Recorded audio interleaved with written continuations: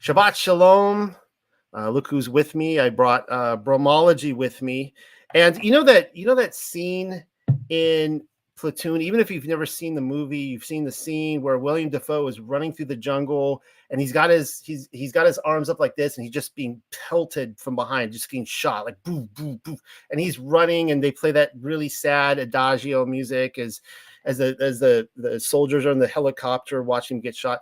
That's what I feel like. You know, I'm the Sabbath is my finish line, and I just got my arms up, and I'm just getting, boom, boom, I'm just trying to make it. And I'm so glad this week that I got Bromology here. I got Dan and Michael in the helicopter to catch me and carry me in. We've all three of us had our own storylines this week. We all went through our own busyness and challenges, and here we are converging together. So thank you guys for coming this week, Michael and Dan. And it's a special week because we are starting the book of Numbers, and I think we have a lot that we're going to talk about tonight. So I'm not going to dilly-daddle through the daisies too much. So let's just get right into this. We were losing a lot of screen visibility, as you can see, because we're all the way across the top here. So I'll try to navigate the best way I can. So let's just do a quick last week review. Pamela came by for a visit to close off Leviticus. If you did not see that episode, I recommend it. She just has, Pamela has some incredible, she's the translator of the Paleo Hebrew into this text that we are reading. So come by and check out her observation. She went down this great rant about the lion men. So let's just look at where we've been this year. We've accomplished 3 books. We're on our 4th, and it's going to be amazing when we get through our first cyclical Torah portion and we accomplish all 5 books. But I was trying to put my thoughts together this week.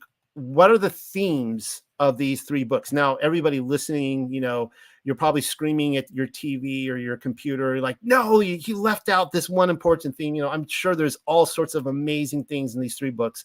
But in Bereshith, Genesis, the way I see it is that it's a family quilt from Adam down through the patriarchs. We're talking about Yaakov and his sons, right, down to Joseph and Yehuda and Reuben as they go into Egypt. And wouldn't it be amazing if each one of us, now, of course, the Torah and the Tanakh, that is our family quilts. If we have been grafted into Yasharel, we are spiritually descended. We might be physically descended, but we are spiritually descended from them. They are our family quilt. But wouldn't it be amazing if each one of us, so I'm a Hadley, and if I had in my family the last 400 or 500 years an actual testament like we have with Genesis, where like my grandfather gets 3 or 4 chapters, and you know, my great-grandfather, my great-great-grandfather, right? And I could read back and see what their spiritual health, their analysis was with Allaham. That would be a really interesting way to look at our family. But anyways, that's how I see Bereshith, as a family quilt going all the way back from Adam. It's the story of recreation. If you guys remember back in week 1, Pamela and I were trying to find actual creation creation words in Genesis 1. And the only ones that we could assuredly say were created in the creation week were the sun and the moon. It appeared that everything else was being kind of reintroduced to the earth after destruction events, and there were storehouses of animals and seeds and all sorts of things. It's of course the story of Yahuwah, the son of Allahayam, and that's of course, you know, fighting words for some of you, but that's the case we're trying to make through this. That Yahuwah, or Yahuwah, who is most people say is the father, that he was always the son. He was always the person who made the covenant with Abraham, was the son of the Most High all along from the very beginning. And specifically that the son of Allahayam was declared the heir of creation in Bereshith chapter 1. Which then, of course, invoked the creature from the Black Lagoon to come out of the abyss. We see the land inheritance among men and Allahayam, and that Yahuwah's inheritance, that he formed this family, starting with Adam. He creates Adam. This is his personal family. There might have been other men on the earth, but this is his personal, you know, the child that he forms, and he follows through. He forms a covenant with Abraham, creates a family. Move forward to Exodus, or Shemawath, and we see the Yeshua, the salvation of Yahuwah's family out of bondage in Mitzrayim, which would be Egypt. And of course, Yasharel's marriage at Sinai, or you could see that I put the Paleo word there, Cyanuia.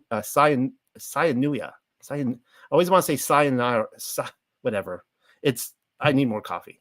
Via the Torah, the introduction of the Torah, the marriage of Yasharel. We just got through Leviticus, Yakra'ah, and if I had to explain it, I'm going to be putting more emphasis on the idea of the mysteries of the kingdom, right? The kingdom mysteries. And hopefully that's not offensive to people out there, because we learn about the mystery religions and people are like, well, the Bible is not a mystery religion. And then they start finding things in the Bible that actually match with the mystery religions. And they're like, oh my goodness, it's all pagan, right? And they all run out screaming. But the difference with the kingdom mysteries, as we see taught to us in Leviticus, is that it's quite unlike the worthless mysteries that the Watchers brought down. For example, Yasharel is instructed on the royal priesthood. They learned holiness and the difference between clean and unclean as they're about to go into Canaan, into a very unclean place. And most specifically of all, Moshe looks to heaven actually, that happens in Exodus, but he looks to heaven and he sees the tabernacle, that it's modeled after the tabernacle in heaven. Well, we know that there isn't a physical tabernacle in heaven. It is actually modeled, crazily enough. I mean, crazy that it was modeled after the body of our high priest and king, Melchizedek. I'm sorry if I'm tripping over my own words tonight. I'll try to straighten out my speech. So that brings us up to the present. So introduction to what we'll be going through in Bamidbar. Bamidbar, that'd be the book of Numbers in the Paleo. And if I could sum up this book, I would say that it can best be summed up in a camping trip gone wrong. Now, Michael, you just went to a camping trip, I think last weekend or 2 weekends ago. I think it went well for you. But I think every single one of us can reflect back on some point in our life when the camping trip started out good and it just spiraled and went bad. Just it rained the whole time, tent gets ripped, bears come in, just take all your food, just kids screaming, having to go pee the whole trip, right? Like just that kind of thing. And I remember when I came over to the Torah back in 2019. So I was the class of 2019, and a lot of the people that were coming in that time after the Revelation 12 sign, 2017, 18, 19, and there was just like all this romance. I don't even know what it's like out there now, but there was all these romantic notions of, wouldn't it be so wonderful if we could all get together in the wilderness and just this big camping trip for 40 years living together? And I'm just like, have you even read the book? Like, do you know, like we would get along for maybe a week, maybe. I mean, Israel they got along actually for 2 years, which is pretty shocking. But we'd get along for a week and then we'd be at each other's throats, and it would just be murder from there. And then people would start moaning, complaining, hunger, I'm thirsty, wow. People start dying. Yeah. Anyways, that's basically Numbers in a nutshell right there. So the first 10 chapters cover a 20-day period during which censuses are given. And we're going to read chapters 1 through 4 about some of those censuses. They're given, and Yasharel is prepared to march through the wilderness towards their final destination. They're actually preparing for war. It's pretty exciting to think about. Like they're loading the ammo. They're getting ready to go in there.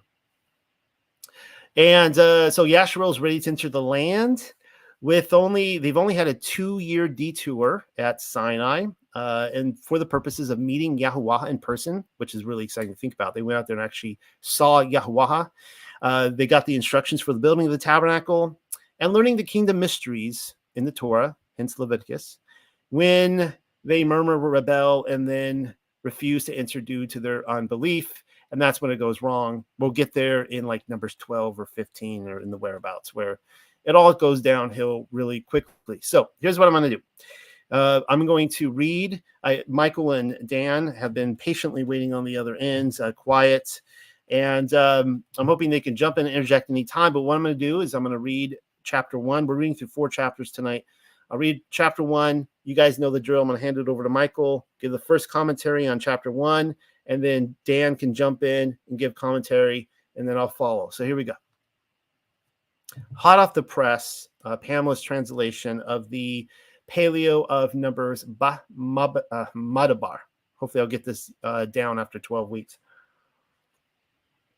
And Yahweh, the ever-living, set words in order towards Al-Mashahah, there it is again, Madabar, Syanuya, in the wilderness of Syanuya, that would be Sinai, in the tent of meeting, in the first of the second Kadash, in the second year of their going forth from Aratz Matzarim to declare, take the sum of the head of the assemblies of the sons of Yasharel, of the families of the house of their fathers, the names of every male by their skulls, from a son of 20 years and higher, of all going forth to warfare in Yasharel. You shall number them by their armies, you and Aaron, and with you shall exist every man of a tribe, the head man of the house of his fathers.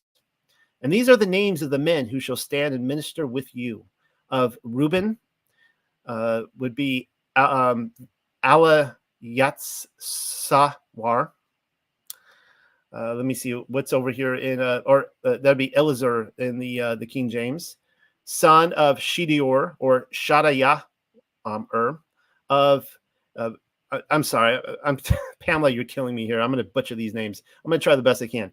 Of Shama Awan, Shalamaya Al, son of Raya Shadaya. Of there's Yehuda, Yahadua, Nakashan, son of Amayah Nudab. Of, and here's Yishakar or Issachar, Yashakar, Nathu Yunu Al, son of Sayar. Then there's Zebulun of Zabayulan, Eliab, son of Chalon. For the sons of, and then here's Yosef. For the sons of Yosef of, the first would be Ephraim. And then Alashamai, son of Amayahad.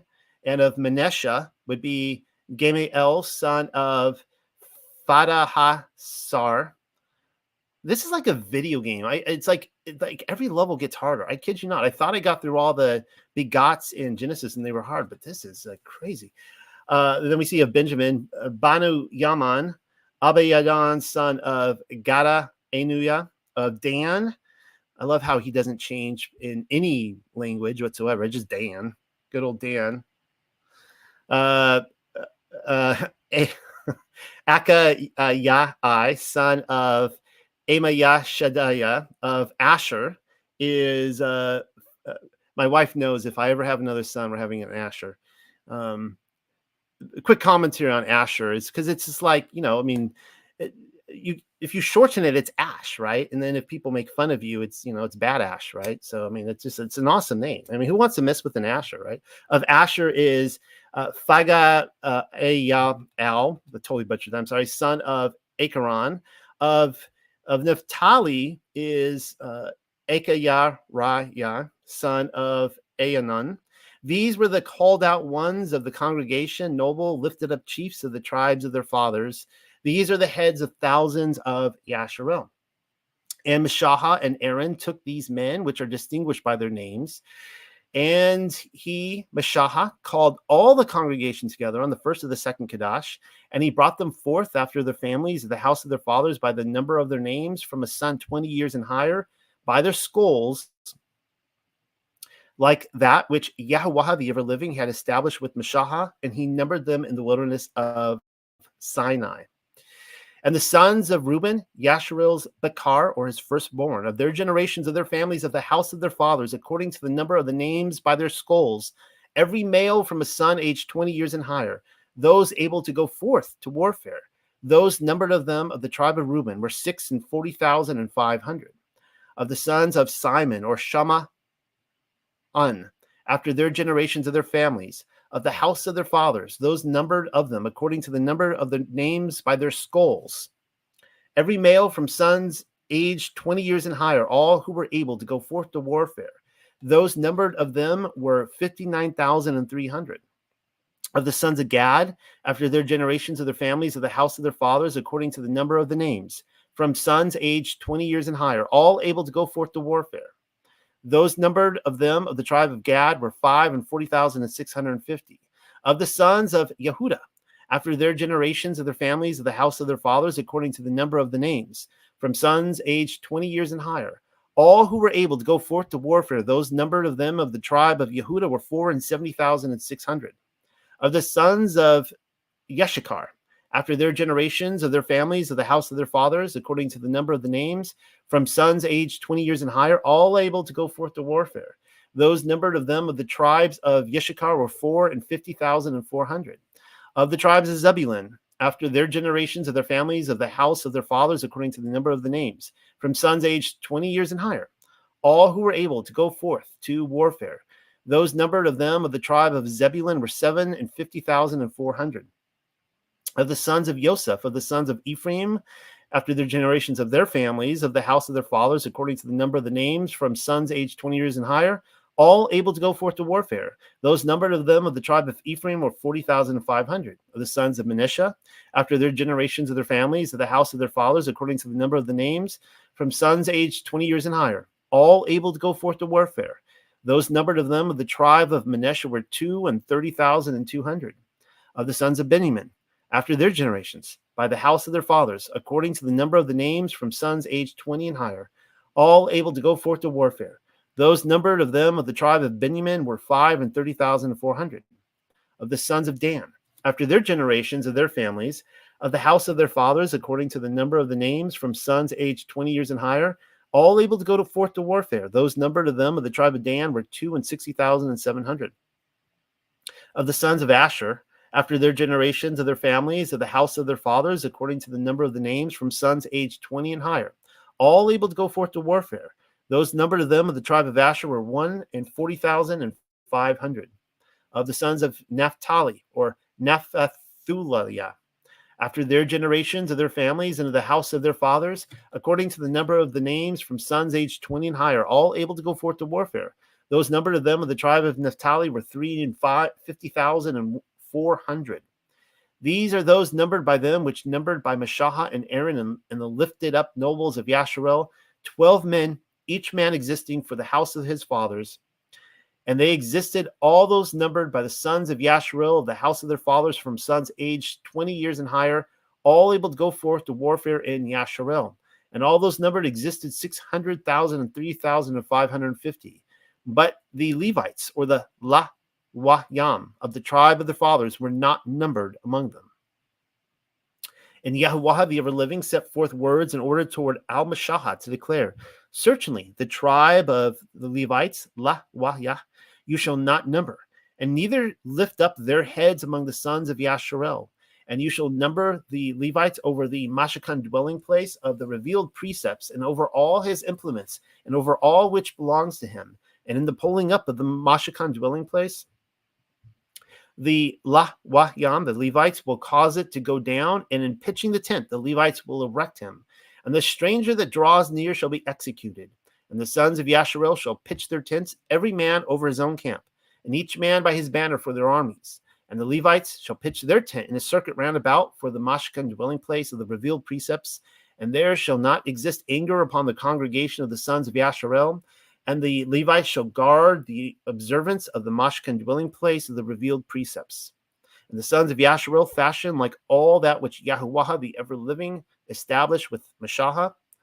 In that manner, they fashioned it. All right, so I survived that. And Michael, we lost your sharing screen, so you might want to bring that back up, and I could toss that up.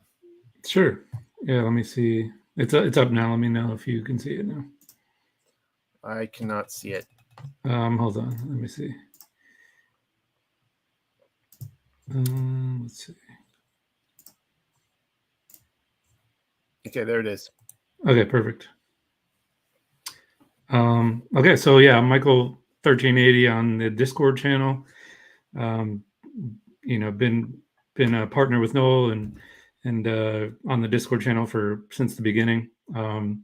My buddy here is Dan Carfagno. We were about a month or so ago, 6 weeks, we actually presented on leaving Freemasonry. Dan was a former Freemason.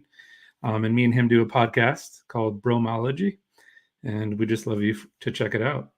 So I guess I'm going to start first, and then I think Dan's going to do his commentary. Hopefully you guys can see it pretty clearly. I wanted to start with that word wilderness. This is a big Bamidbar is actually wilderness, right? So he spoke to Moshe in the wilderness. So I thought it was interesting that, that word for desert or wilderness is midbar. But then the word for speak has the same exact letters. And I wanted to go to show a connection of when Yah speaks to people in the wilderness, when they're going through struggle. In this story, they just left Egypt.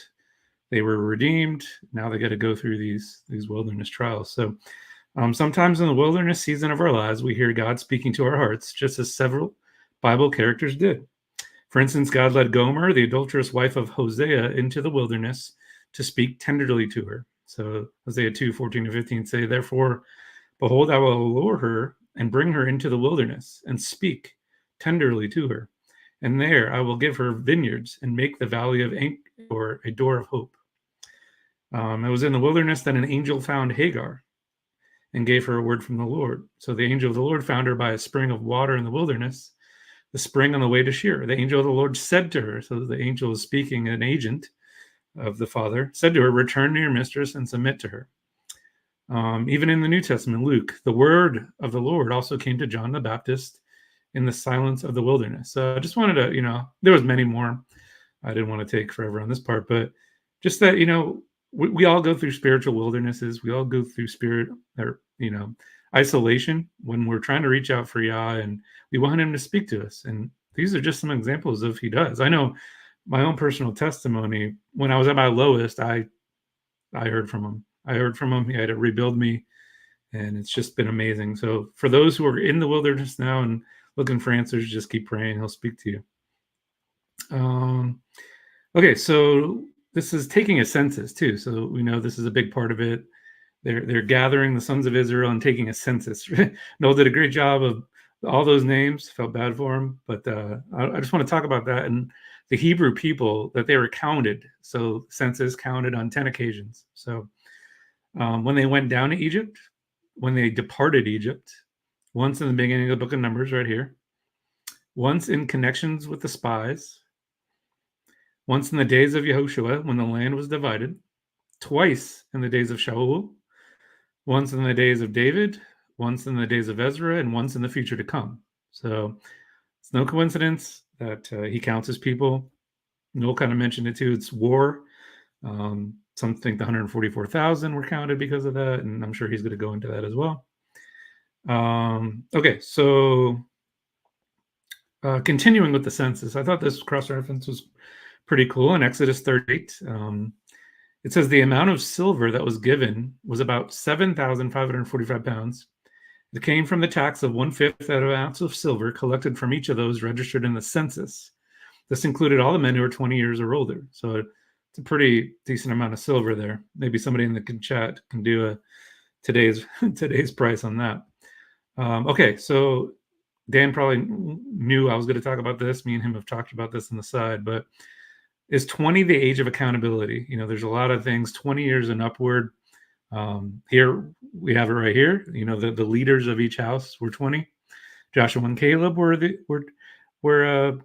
was everyone under 20. They were able to enter the promised land.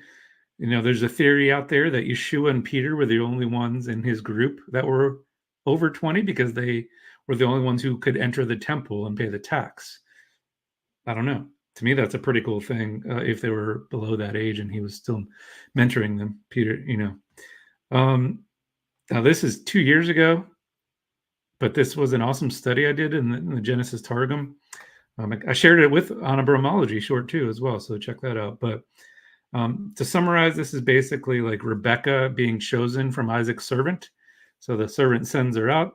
I think it's Genesis 24. Rebecca is actually chosen. Let's read it here. And it came to pass, as the camels had done drinking, that the man took a golden earring of a 1/2 shekel weight and the 2 bracelets for her hands of 10 shekels. So I did a word study looking to see where else this word was used. It was used in Exodus 38. All the gold that was used for the work and all the work of the sanctuary, which was the gold of the wave offering, was 29 talents, 730 shekels, according to the shekel of the sanctuary. And the silver of those of the congregation who were counted was 100 talents and 1,775 shekels, according to the shekel of the sanctuary. A bekah, a head, was assessed. Each one passed over to those who were counted from 20 years old and upward. and this was it. So this word, half a shekel weight, was a beka.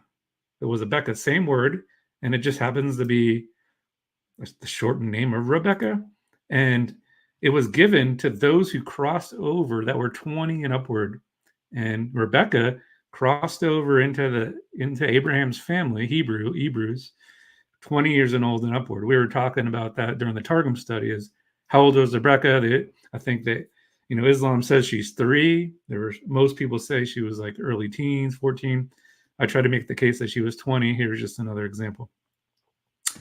I thought that was cool. Additional 20-year verses I just pulled. So Numbers 30, anyone who was 20 years old when they left Egypt would not be able to enter the promised land. I talked about that. Judges says Israel waited 20 years for deliverance through Samson. First King says Solomon waited 20 years for this construction of the temple. Jeremiah 52, this chapter says Jerusalem waited 20 years between its capture and destruction.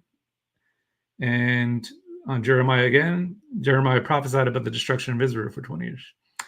This is the last thing I have, I believe, on this chapter, but I'm just going to read the bold. Some more on the 20. The army of Israel was to include men are 20 years and older. We just read that. Temple worship required men 20 years and older to bring their offerings. There appears to be a tradition by which children at age 12, I never caught that. Yeshua was entering the temple in Luke 2. If you remember, his parents didn't know where he was, but he had to be 12. That's pretty cool. I think it does say that. Temple vows treated men differently once they reached 20. The age at which men can enter service as priests was 20. We're going to talk more about that. God held men 20 years old responsible for civil sin, but not those younger. That's really interesting. I'll need to study that more. And 20 age threshold does not apply to all kings, however. I think I have one more thing on. Yeah, this is my last thing on chapter 1, and we'll hand it to Dan. Just about the Levites. But the Levites shall camp around the tabernacle of the testimony, so that there will be no wrath of the congregation of the sons of Israel. So the Levites shall keep charge of the testimony. So a cross-reference tells you why they were where they were at. So the purpose of setting the Levites apart and arranging them around the temple was to keep the wrath of the Lord from consuming Israel. They were the protection. They were the mediator. They were the ones who were intermediating between Father and Israel. And they're set apart. They were the most, obedient children of Israel. That's what I got for chapter 1. Dan, off to you, brother. Yeah, thanks, Michael. Man, listen, I don't really have a whole bunch of like manja, as we call it on bromology, where we go deep with the solid food. But first of all, Noel, good job reading that. I was in a meeting earlier this week, and we were going over some text, and then we would kind of talk about the theology. And I had one of the pastors look at me and go, "Hey, can you read that text?" And I literally just go, and everyone just in the room looked at me like, "Is he really saying no?" I'm like, "I'm not. I'm putting up healthy boundaries. I'm not going to read it." I felt like I was back in 5th grade when your teacher calls on you and to read, and it was like one of the most terrifying things in the world. And that was probably one of the most terrifying chapters I've ever seen. So hats off to you for doing that. Listen, if you're new to Torah study, I haven't gone super deep in Torah. I've gone through a few Torah portions over the last few years. I kind of came into Torah probably about 2018-ish. And one thing that I've really started to teach people and remind myself is sometimes when we read scripture, don't try to understand it when you're reading it. Just take it in. It's food, digest it, and let the Holy Spirit do the work later on. And when I'm reading through the book of Numbers, these first 4 chapters, I was just reminded of that. Just take the information in and let the Holy Spirit do what the Holy Spirit's going to do. I think the age of accountability, Michael, you and I've talked about this a few times. 20 makes sense to me. And you just, laid out several different bullet points of why that might be the case. And I think that is probably true. You hear that. I know growing up in the church, I heard about the age of accountability, but nobody ever wanted to put a number on it. 20 seems to make sense to me. There seems to be a biblical case for that. The other thing I would add to this too is the Levitical priesthood protecting. That's amazing. It's the kind of go through between the people and God. I think we'll see as we continue through the book of Numbers, there was a firstborn exchange that happens here. And I think we first see it in Exodus, but there was the firstborn of Israel, and then it became the first cattle. And then eventually it became the firstborn of the Levites. And I think it points to this greater high priest that would be later to come. So you'll hear people say that Jesus is on every page of the Bible. And I truly think you can find that without trying too hard. And I think we'll see that as we shift to the firstborn of the Levitical priesthood. So good stuff, gentlemen. I'm just here to be a backup dancer tonight. So I appreciate you both for your good research. Well, I always wanted a backup dancer, and so this is amazing. All my dreams are coming true tonight. I just something you had mentioned on not trying to understand scripture when you read it, just to read it into that is like the most amazing advice I think to give anybody. And of course, I think the goal is that everyone actually reads the Bible, right? You got to actually read it for yourself. I think that most people, I think this is one of the symptoms within Christianity that most actually don't sit down and actually read the Bible. And but I would also add to that something. Well, read it out loud if you can. I find that there's something about reading the scripture out loud, like your actual voice reading it.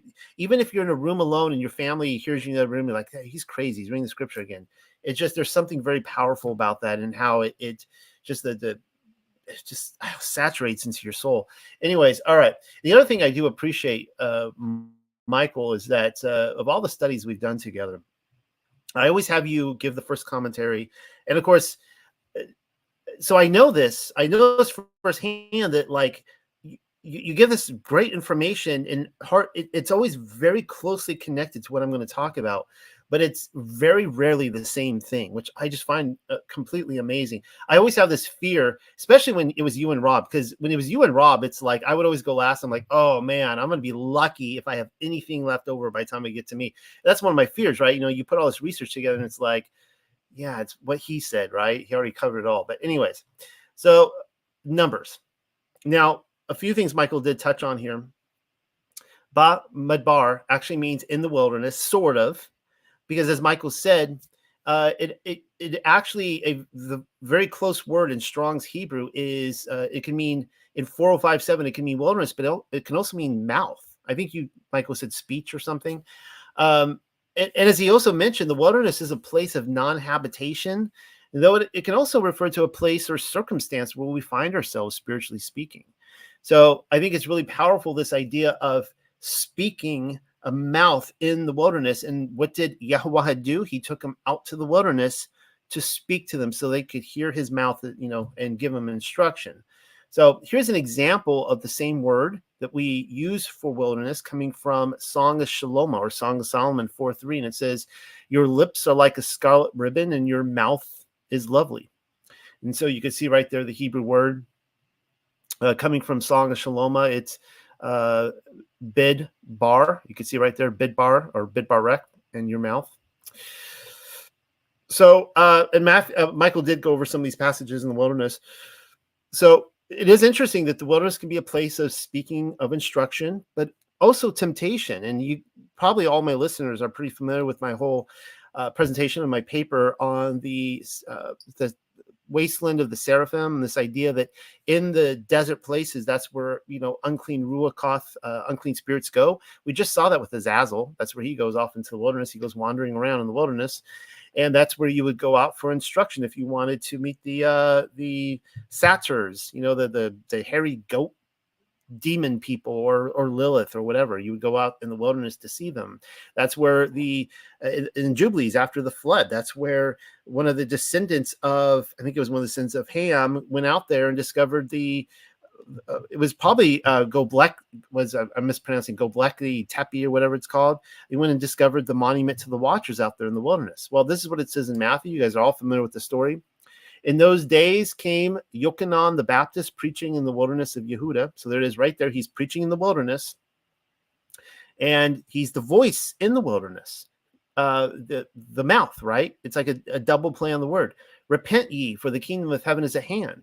For this is what was spoken of by the prophet Isaiah, saying, I guess that's probably Yeshayahu, right? The voice of one crying in the wilderness. So you see the double play there. The mouth in the wilderness, the same word.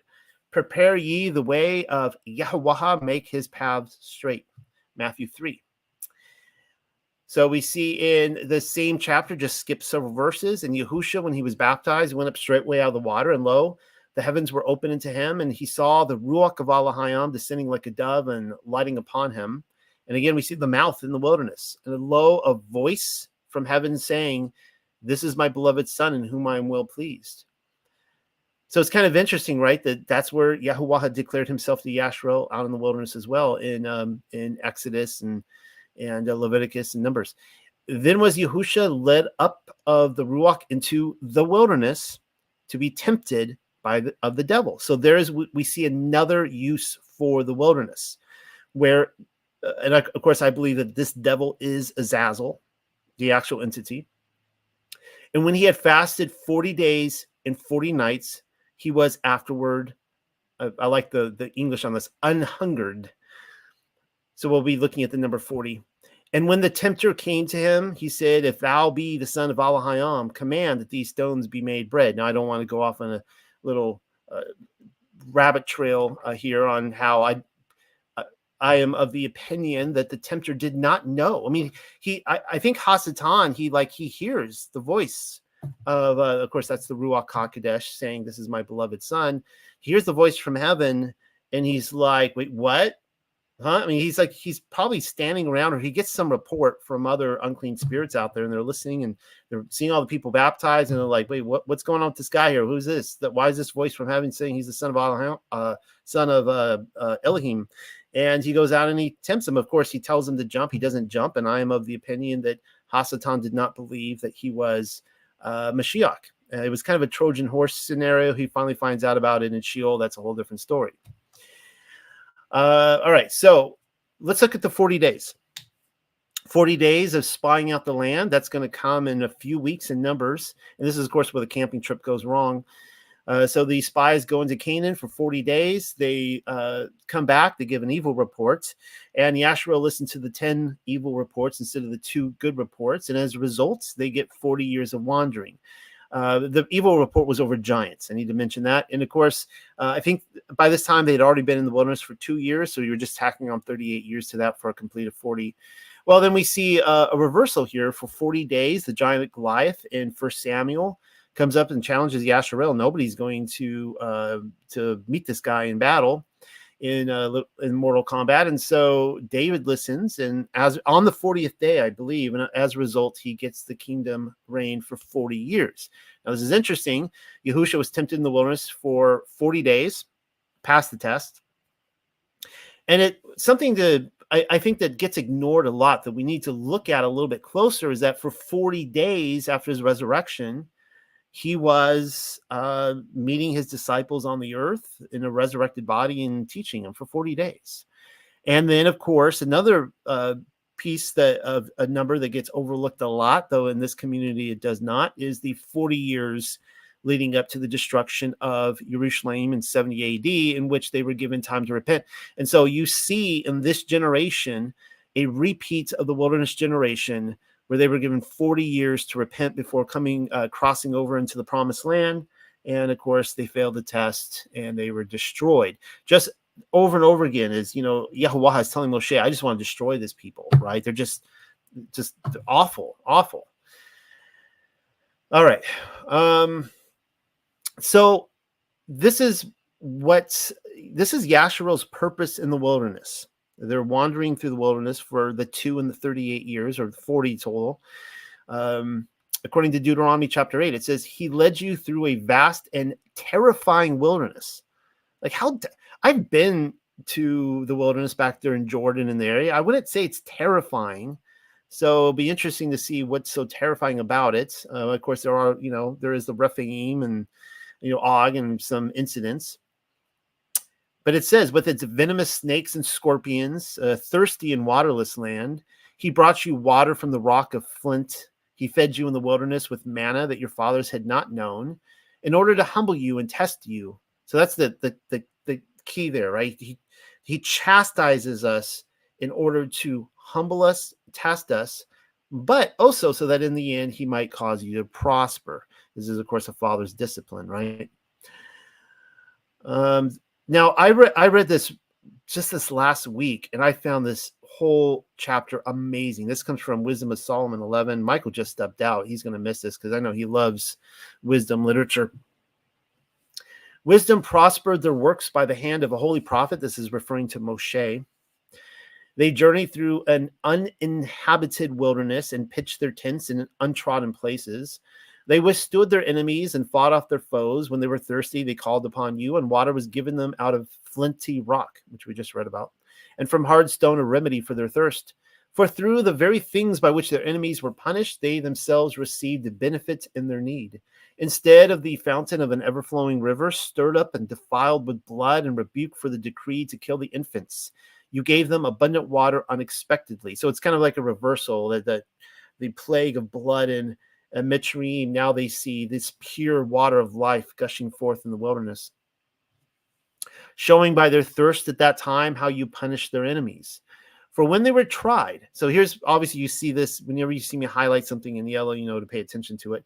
For when they were tried, though they were being disciplined in mercy, they learned how the ungodly were tormented when judged in wrath. For you tested them as a parent does in warning, but you examine the ungodly as a stern king does in condemnation.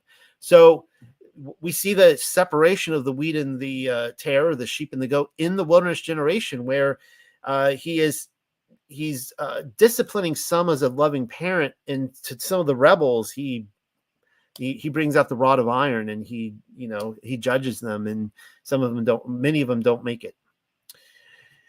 Whether absent or present, they were equally distressed, for a twofold grief possessed them, and a groaning at the memory of what had occurred. For when they heard that through their own punishments the righteous had received benefit, they perceived it with Yehovah's doing. For though they had mockingly rejected him, who long before had been cast out and exposed, at the end of the events they marveled at him when they felt thirst in a different way from the righteous, in return for their foolish and wicked thoughts, which led them astray to worship irrational serpents and worthless animals. This is so interesting. According to this, if I'm reading this right, the people in the wilderness started worshiping the very serpents, the fiery serpents, the seraphim angels in the wilderness. You sent upon them a multitude of irrational creatures to punish them, so that they might learn that one is punished by the very things by which one sins. Isn't that interesting? So they started worshiping, and I wonder if that has anything to do with the bronze serpent that Moshe raised up. I don't know. All right, so if Leviticus was the kingdom mysteries, as I said earlier, then Numbers, or Bamidbar, the wilderness wandering, can be seen as a short season. Does 40 play into the little season? All right, do you guys understand what I'm saying right here? So I think I said earlier tonight that Leviticus comes across to me as kind of the instructions of the millennial kingdom, right? This is, they wanted to enter into the land just like we want to enter into this kingdom of Mashiach, right? You have to learn how to be holy, how to be righteous, how to be set apart, not to rebel, not to transgress, not to be unclean, right? And so you have that in Leviticus, and they're given these instructions, and then they rebel, and they have to go 40 years. All right, so this is what it says again in Wisdom of Solomon 16:6. So I wonder if let me just read this for you. For when the terrible rage of wild animals came upon your people, and they were being destroyed by the bites of writhing serpents, and we'll get to that in a few weeks, your wrath did not continue to end, but they were troubled for a small season. You could say for a little season. They were troubled for a little season. So let's put ourselves in that little season. Okay, so let's think, okay, so we have been cast out of the kingdom. Our ancestors have. We are now in this little season that they might be admonished, having a sign of Yeshua, a sign of salvation. And this is referring to what Yahusha said in Yochanan 3 and John 3 about, just as Moshe lifted up the serpent in the wilderness, even so must the Son of Man be lifted up, to put them in remembrance of the commandment of your Torah. This is amazing, guys. So that's the whole point. The whole point of this little season, of course, Satan wants to deceive us. It's the age of deception. Why does he want to deceive us? So he can accuse us. And what can he accuse us of? Transgressing the Torah. And on the flip, Yahuwah puts us into, remember now, a wilderness can be a place, but it can also be a state of mind, right? A state of the soul, the wilderness of the soul, the Azazel spirit, right? Because he wanders about.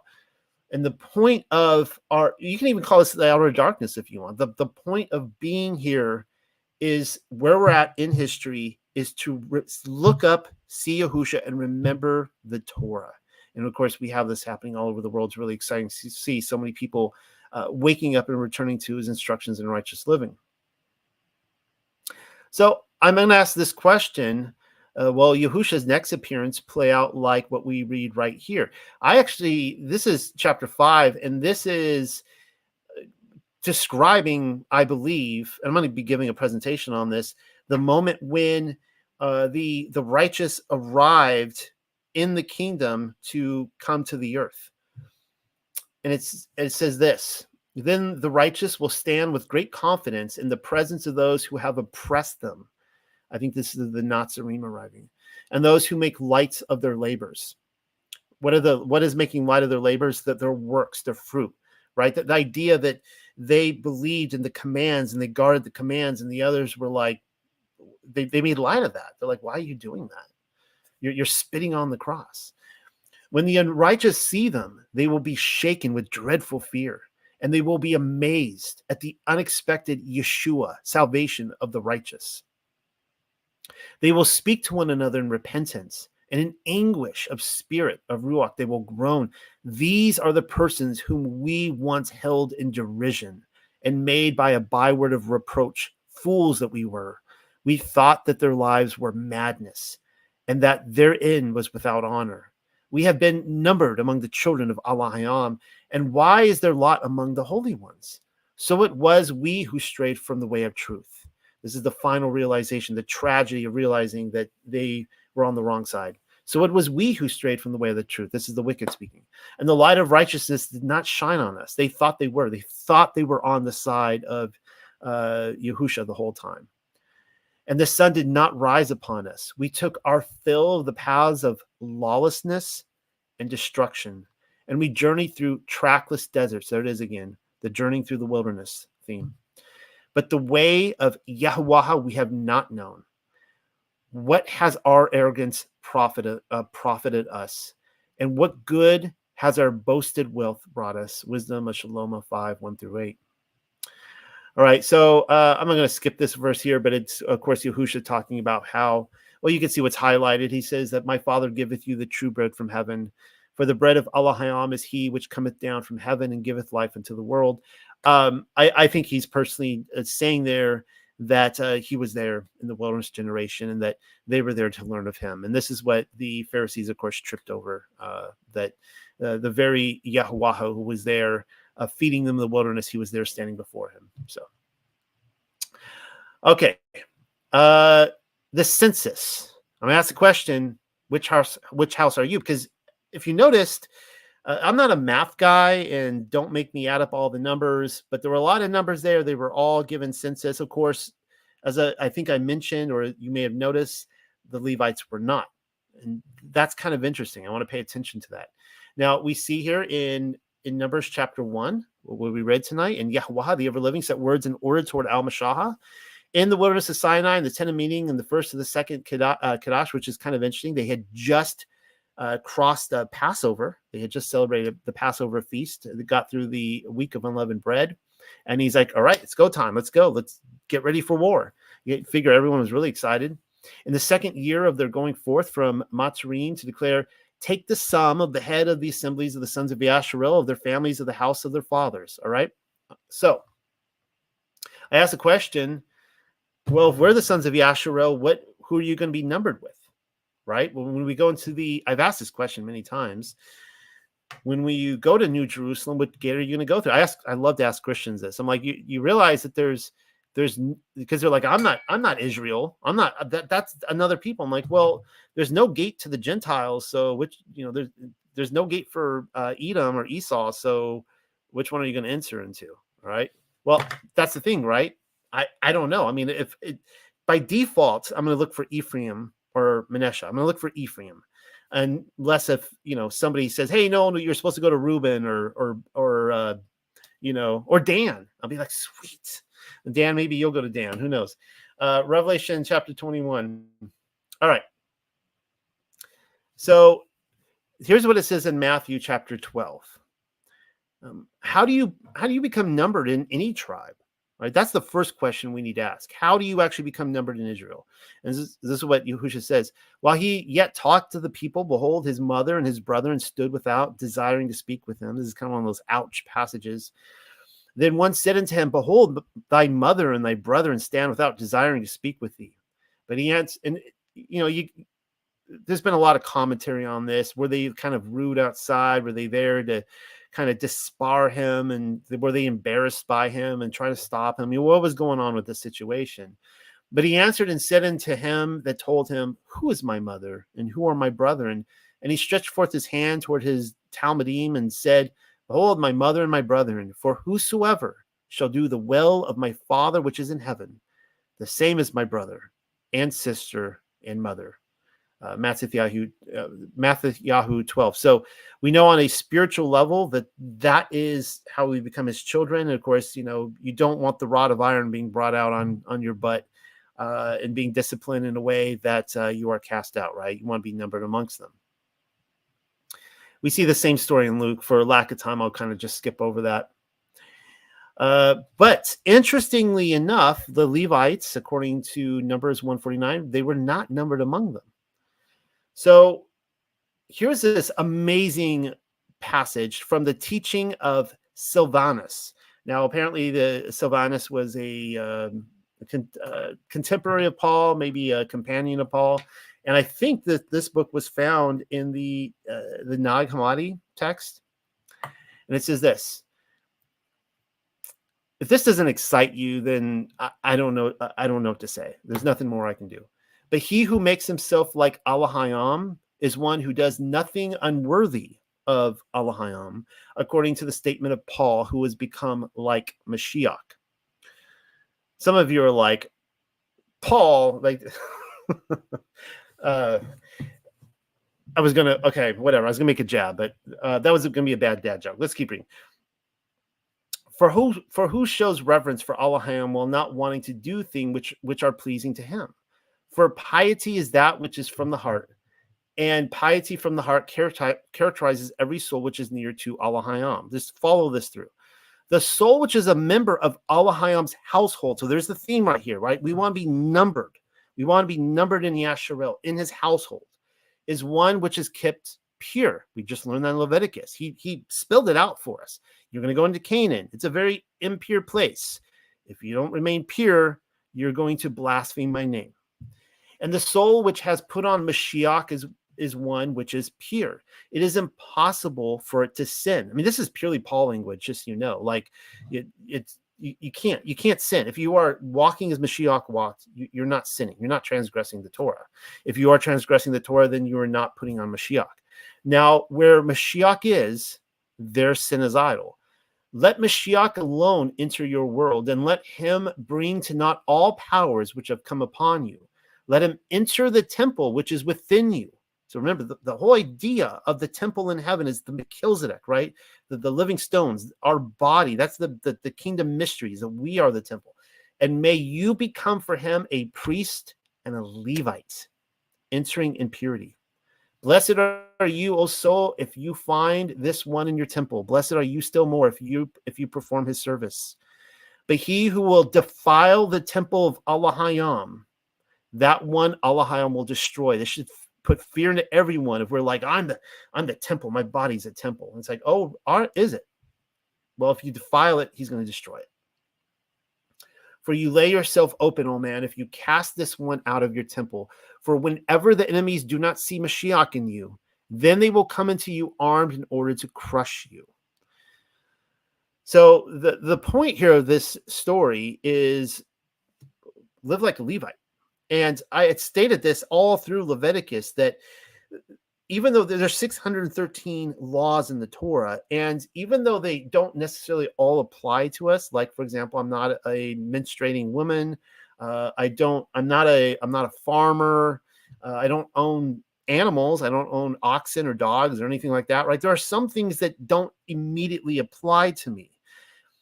nevertheless, they kind of, in a spiritual sense, they all do apply to me. And a great example is the Levite. I'm not a Levite priest, but we're supposed to be priests in the kingdom. And I've shown that the Melchizedek priests and the Levites are the same laws applied to them. And that's how we need to see ourselves, as a Levite priest, a priest in the kingdom. All right. Let's see. So this is kind of interesting. And so read this again, keeping what we just read, teaching a Sylvanus in mind. And the stranger that draws near shall be executed. This comes from Numbers 1. We read this tonight. And the Levites shall pitch their tent in a circuit round about for the Mashkan dwelling place of the revealed precepts. So even though the Levites aren't necessarily going to war, at least not in this account in Numbers, and they're not being numbered, they kind of have to be some badass dudes, because they are there. They are surrounding the tabernacle. They're the last defense. If everyone else falls, they're the last defense. And it's like anybody who steps foot, who draws near, they will be executed. And who has to execute them? It's not Reuben. It's not Yehuda. It's not Yishakar. It's the Levites. They're executing. Who does that bring to mind? Phinehas in Numbers 25. He comes to mind.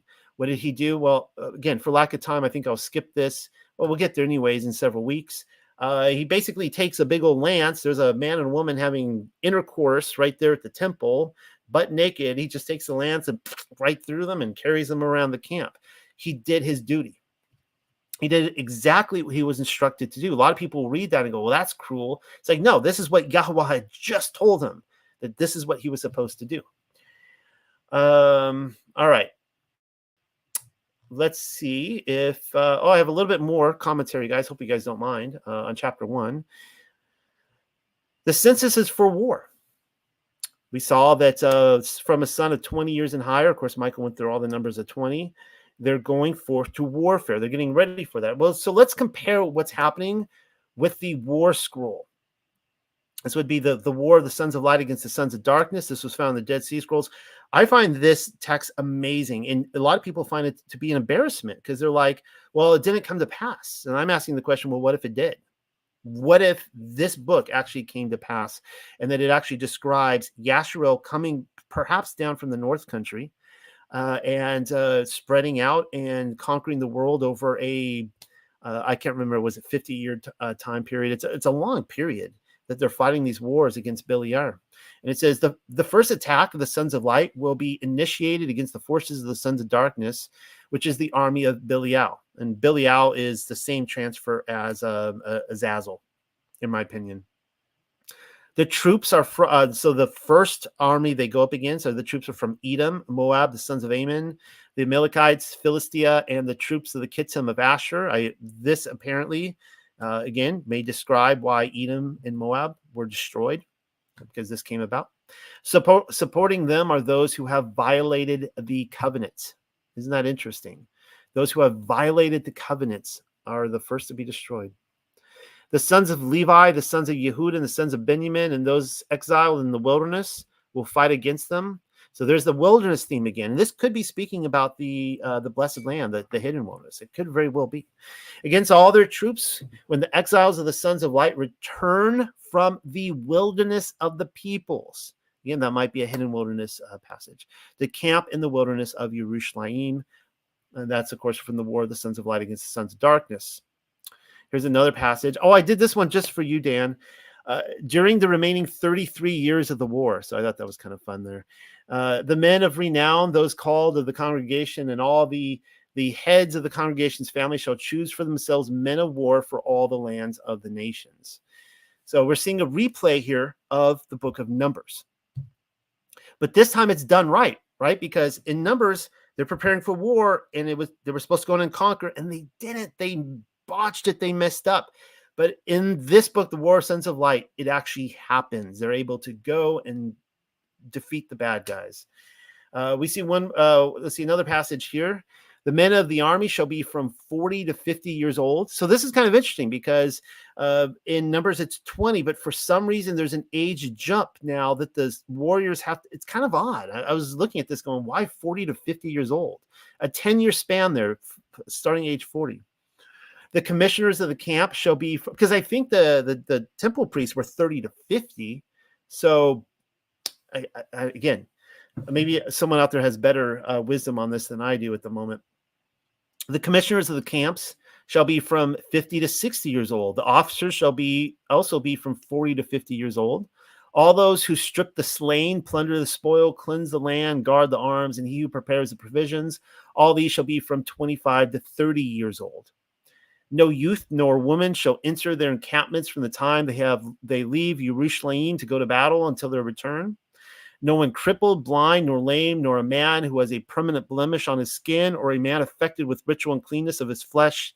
None of these shall go with them to battle. And this is just all playing out Leviticus, the whole thing. All of them shall be volunteers for battle, pure of spirit and flesh, and prepared for the day of vengeance. Any man who is not ritually clean in respect of his genitals on the day of battle shall not go down with them to battle, for holy angels are present with their army. Oh yeah, let me go up here. So I talked about that a few weeks ago about the idea of guardian angels going into battle with them, which is really fascinating. And the idea of, we were talking about sexual cleanliness and how we often don't think about that. We think we're sinning privately, right? We do these things and nobody's noticing, and our guardian angels are just there like, great, thanks for making me unclean right now. This is just perfect. Why don't I just leave you alone while you do this, whatever. And so it's basically saying there, make sure, like, if you're sexually unclean, you're not going into battle. And I wanted to point out, and I remember now why I wanted to talk about Phinehas real quick, because in the Aramaic Targum, it says this: swearing by my name, I say to him, behold, I decree to him my covenant of shalom. And this is speaking, Yahuwah speaking of Phinehas. And it says, and will make him an angel of the covenant, that he may ever live to announce the redemption at the end of the days. So if you were to line this up with the war of the sons of darkness, light against the sons of darkness, was he one of the angels? Was Phinehas literally one of the angels that was leading the soldiers, sons of Yasharel, into battle? Something to think about. I kind of got excited about that because he was so zealous for the purity of the tabernacle that he was selected for that purpose. All right. And once more from teaching of Silvanus. Now, I talked about, of course, this idea that the entry point into the millennial kingdom may very well have actually been a flip of Leviticus and Numbers, but done properly. Hopefully you guys understand what I'm talking about, right? They didn't mess it up. They came in, they saw, they conquered, they lived according to the righteousness in the Torah. But there's also a different type of war. I could quote Paul, the armor of God, which I think he takes that from Yeshayahu, from Isaiah. But there's a war of the mind, right? A spiritual war around us. Like we're not talking about actual taking the lances and swords here, right? We're talking about the full armor of Yah. And this is what it says: abolish every childish time of life, acquire for yourself strength of mind and soul, and intensify the struggle against every folly of the passions of love and base wickedness, and love of praise and fondness of contention, and tiresome jealousy and wrath, and anger and the desire of avarice. Guard your camp in weapons and spears. Arm yourself and all the soldiers, so it tells you what the soldiers are here, right? Arming yourself, which are the words, and the commanders, which are the counsels, and your mind as a guiding principle. And so we just need to remember that we are at war every single day. Right now, we are in the wilderness. We are in the diaspora. We are being trained. We are being chastised and molded by Yahuwah, and we want to be obedient, and we want to, recognize that we are at war. My son, throw every robber out of your gates. It's always a good idea. A lot of robbers in my neighborhood right now. Guard all your gates with torches, which are the words, and you will acquire through all these things a quiet life. But he who will not guard these things will become like a city which is desolate, since it has been captured. All kinds of wild beasts have trampled upon it. It's interesting. This is how Revelation ends. For thoughts which are not good are evil wild beasts. And your city will be filled with robbers, and you will not be able to acquire peace, but only all kinds of savage wild beasts. The wicked one, who is a tyrant, is lord over these. While directing this, he, the wicked one, is beneath the great mire. The whole city, which is your soul, will perish. So that's a nice kind of way to look at the combat situation of the being a Levites from a day-to-day spiritual basis. All right. Thank you guys for being patient while I went through this. And as I go through each of these, my commentary actually thins down. So I'm going to continue reading the ordering of the encampment. And then, of course, I'll hand it back to you, Michael. And Yahweh, the ever-living, set words in order toward Al-Mashah and toward Al-Aaron to declare, a man shall pitch his tent by his standard with the military ensign of his father's house of the sons of Yasharel displayed conspicuously. How exciting is that there were actually military ensigns that each house had?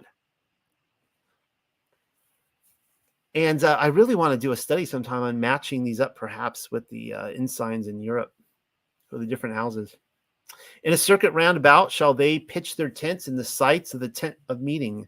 And the ones eastward from the rising of the sun shall pitch their tents for the banner of the camp of the army of Yehuda. And the lifted up chief of the sons of Yehuda shall be Nakashawan, son of Aminadab.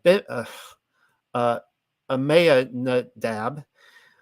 want to say Bamidbar, but and his army and those numbered of them were 14,600. And those who pitched their tent beside him shall be of the tribe of Yeshachar. And the lifted up chief of the sons of Yeshachar shall be Nathaniel, son of Suyar. And his army and those numbered of them were 450,400.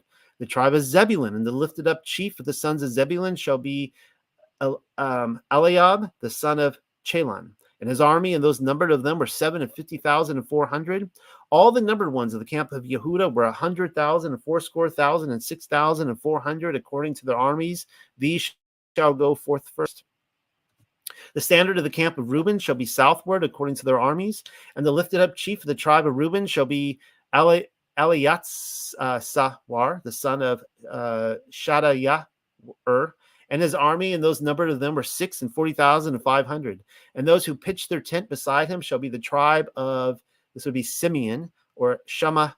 And the lifted up chief of the sons of Simeon shall be Shelamiah, the son of, here we go, Sayuraya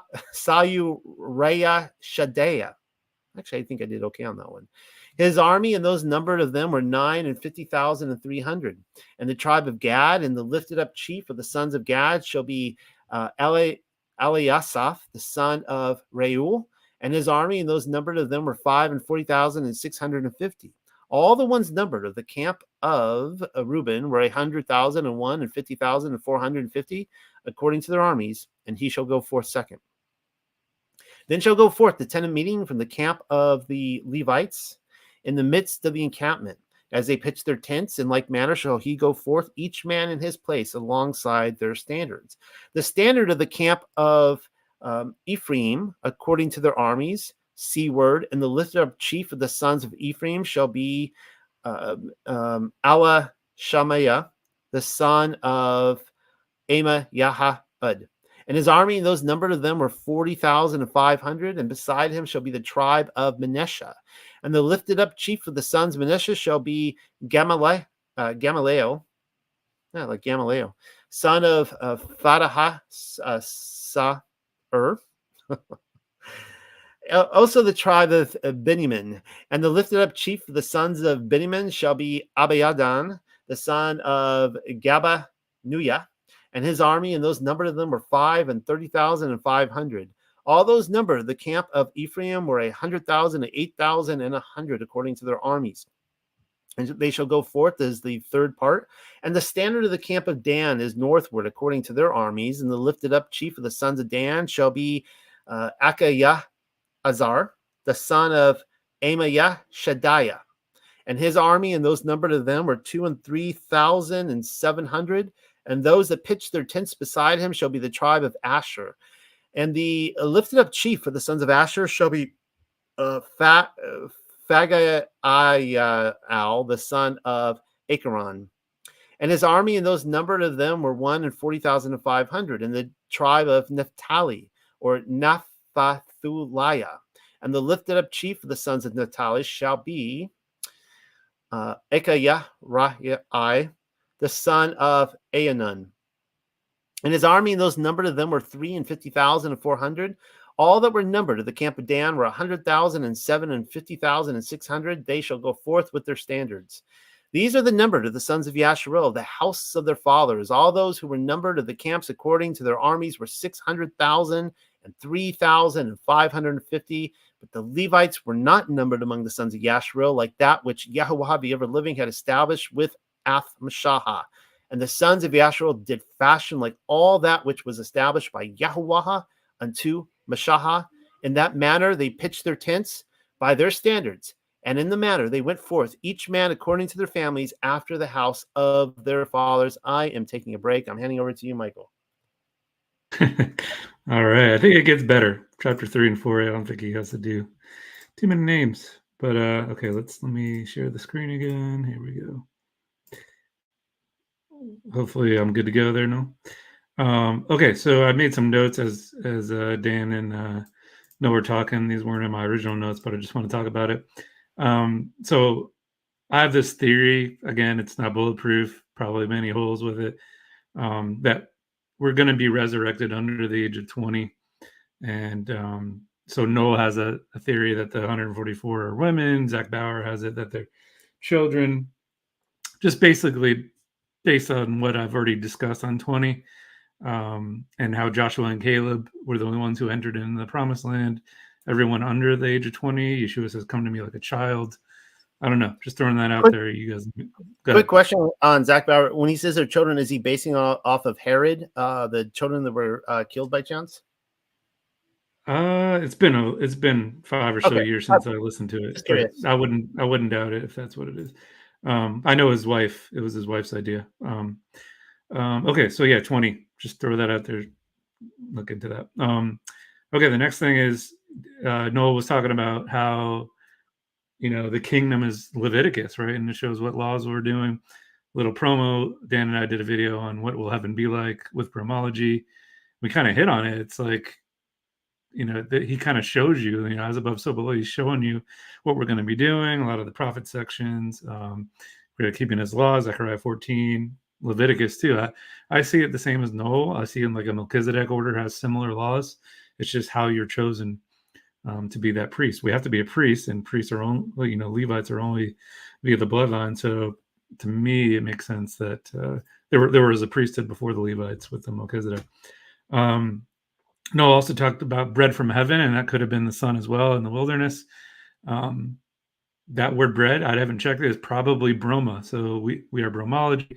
That word is actually bread or meat doing the Father's will. And then finally, Noah mentioned what gate. You're asking Christians what gate. They're like, oh, I'm a Baptist, but if they have to literally throw away New Jerusalem and say that's for the Jews in order to get to heaven, because that's what the church does. But it's just something funny that I was into looking in the Maseroth, and I was looking into, where I was born. And again, I'm not saying this is official, but I was looking into this guy's book said that I was Zebulon. So I thought it was pretty funny. I actually got a shirt, and I'm somewhat official because it's basically that I just claim that for now. I'll let Father sort that out when I get hopefully resurrected. Okay, so chapter 2, I don't have too much. I had way more in 1 as well. In this parasha, now the Lord spoke to Moses and Aaron, sons of Israel shall camp each by his own standard with the banners of their father's household. They shall camp around the tent of meeting at a distance. So this parasha next explains how the Israelites' camp was to be arranged around the tabernacle according to their tribes. This arrangement looked like a cross with the tabernacle in the middle and the 3 tribes of each side. So a lot of people are anti-cross. I don't know. It appears this is how, they were arranged. That's pretty cool with Levi in the middle. I thought this was cool too. The tribal order also follows the pattern of Jacob's wives. So first the sons of Leah, second the sons of Rachel, third the sons of the maids, except God. He was born of Leah's maids, who replaced Levi in the third born position. Okay, so now I want to focus on the banners. So the sons of Israel shall camp each by his own standard with the banners of their father's household. So of the banners is this word degal in Hebrew. Midrash, take it for what it's worth, Midrash, taught that each tribe had a distinctive flag in different color corresponding to the precious stones on Aaron's breastplate. And that it was from these banners that the governments learned to provide themselves with flags of various colors. I was doing some research. Again, not sure how official this is, but there was only one country, and I forgot it, that had purple in it. I'm going to talk about purple later, but I thought that was interesting. Purple's royalty as well. What do you guys think about that? That each one had their flags based on the breastplate. We talked about that, living stones and stuff. Some rabbinic commentary. For example, Reuben's flag was red with a picture of a mandrake. I think some books say the mandrake was the fruit in the garden. Simeon's flag was green with a sword and a gate of Shechem. Tradition also described the flag of Levi with the priestly breastplate on a red and black background. I wonder if that's where the Rothschilds get it, red shield. Trying to say that they're Levites. Okay, so word study. I forgot the word, but for that word banners in this thing. So let's see. The sons of Israel shall camp each by his own standard with the banners. So that word with the banners, I thought it was very interesting. That was used in Genesis 1:4. From the night and let them be for signs. So that word banners is signs. I know Miss Pamela is on the full moon. Noel's doing it as well. I am too this year. And this is this is how they start the study. It's basically Genesis 1:14. That word seasons is moed. You should be using the signs up in the heavens for the moed. That includes the stars, the sun and the moon. And I just thought it was awesome that that's the same word for banners, or the insignia of the households of their fathers. That made me think of Enoch, where it says angels are stars in the sky. The ones who obey are for signs and seasons. The one who disobeyed fell. I don't know. I thought that was a cool word study. I have to, dig deeper in that. But their banners are the signs in Genesis 1:14. Okay, I think the rest I have is just 3 passages of the Palestinian Targum and what they say on each of these. So on 3, Noel and I did a 25 chapter study on Genesis Targum, and there was just so much meat there. Number 3, now those who camp on the east side towards the sunrise shall be of the standard of the camp of Judah by their armies, and the leader of the sons of Judah, Nashon, the son of Abinadab. This is what the Palestinian Targum says for this verse. Obviously, it's a lot more. The length of the camp of Israel should be 12 miles, and its breadth 12 miles. And they who encamp eastward to the sunrise shall be of the standard of the camp of Jehudah by their hosts, spreading over 4 miles. And his standard shall be of silk, of 3 colors corresponding with those of the precious stones which are in the blessed plate, sardas, topaz, and carbuncle. And upon it shall be expressed and sent forth the names of the 3 tribes of Jehudah, Issachar, and Zebulun. And in the midst shall be written, Arise, Lord, and let thine enemies be scattered, and thine adversaries be driven away before thee. And upon it shall be set forth the figure of the young lion. Judah is the young lion. And the rabbah of Beni Jehudah shall be Nashon bar Aminabab. If you followed our Targum study, you would know that the Palestinian most times had something way different. That's just the first one. The next one I have is number 10. On the south side shall be the standard of the camp by Reuben, by their armies, and the leader of the sons of Reuben, Eleazar the son of Shedor. Same thing with Palestinian. By the standard of the camp of Reuben, they shall encamp southward by their hosts, spreading over 4 miles. And his standard shall be of silk, again of silk, of 3 colors corresponding with those of the precious stones in the blessed plate. Asmarad, sapphire, and adamant. Dan and I actually talked about adamant in our Freemason series. That's interesting. It was a plumb line. It was like a diamond. And it should be expressed and set forth the names of the 3 tribes of Reuben, Shimeon, and Gad. And in the midst of it be written, Hear Israel, the Lord of our God is one. And upon it shall be set forth the figure of a stag. Some who have thought that there should have been upon it the figure of a young ox. But Moshe the prophet altered it, that the sin of the calf might not be remembered against them. And the rabbah set over the host of the tribe of Reuben was Eleazar by Shedar. That's interesting about the colors, the different stones, and then also the golden calf. I think it says, where did it go? Sin of the calf. I think I have one more on this one. Oh, no, 2 more. Number 18, it says, and the west shall be the standard of the camp of Ephraim by their armies, and the leaders of the sons of Ephraim shall be Elishama, the son of Amabad. So Palestinian 2:18 says, the camp of Ephraim by the standard of their host shall pitch on their west.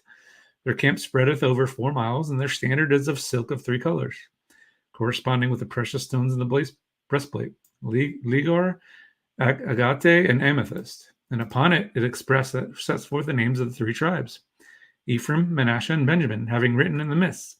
And the cloud of the Lord was over them in the going forward of the host. And upon it was set forth the figure of a young man. And the rabbah set over the tribe of Ephraim. I just think it's awesome. Each one has its own stone, its own colors, even has a little verse here. And sometimes it adds a little bit more. It's pretty cool. Number 25. On the north side shall be the standard of the camp of Dan. I thought that was hilarious that Dan never changes. Danish, Danmark, by their armies and the leaders of the sons of Dan, Ahiezer, the son of Ammishaddai. The standard of the camp of Dan shall be to the north with their hosts, and the space of their camp shall spread over 4 miles. His standard should be of silk of 3 colors, corresponding with the stones in the breastplate, chrysolite, beryl, and jasper. And it shall be expressed and set forth the names of the 3 tribes of Dan, Naphtali, and Asher. And upon it shall be expressed. And in his encampment shall he say, return, Lord, and dwell in the glory in the midst of the myriads of Israel. And upon it shall also be set forth the figure of a basilisk serpent. Genesis 49:17. The rabbah set over the host of Dan was Achiezer, Bear, Armashadai. And then this is what Genesis 49:17. Dan shall be a serpent in the way, a horned snake in the path, that biteth the horse's heels, so that his rider falleth backwards. That's pretty interesting. That's all I got for 2. Yeah, it looks like I start here with 3. So off to Dan for some commentary, brother. Yeah, I don't have much, but as you guys are talking, I'm thinking about the Royal Arch masonry. When I was in the Royal Arch House, it was in the setting of being in the temple. And there's a few different sections when you're in an open lodge, and they've got 4 different banners that represent the different tribes. And it's Dan, Ephraim, Reuben, and Judah. And in Dan's, it's blue, and it has an eagle with its wings down. For Ephraim, it's red, and it's got a calf with horns, so a bull. Reuben, it's got a priest-like character. It's kind of like holding his arms like this. And that's the color purple. And then, of course, you got Judah, which has got the lion represented with white.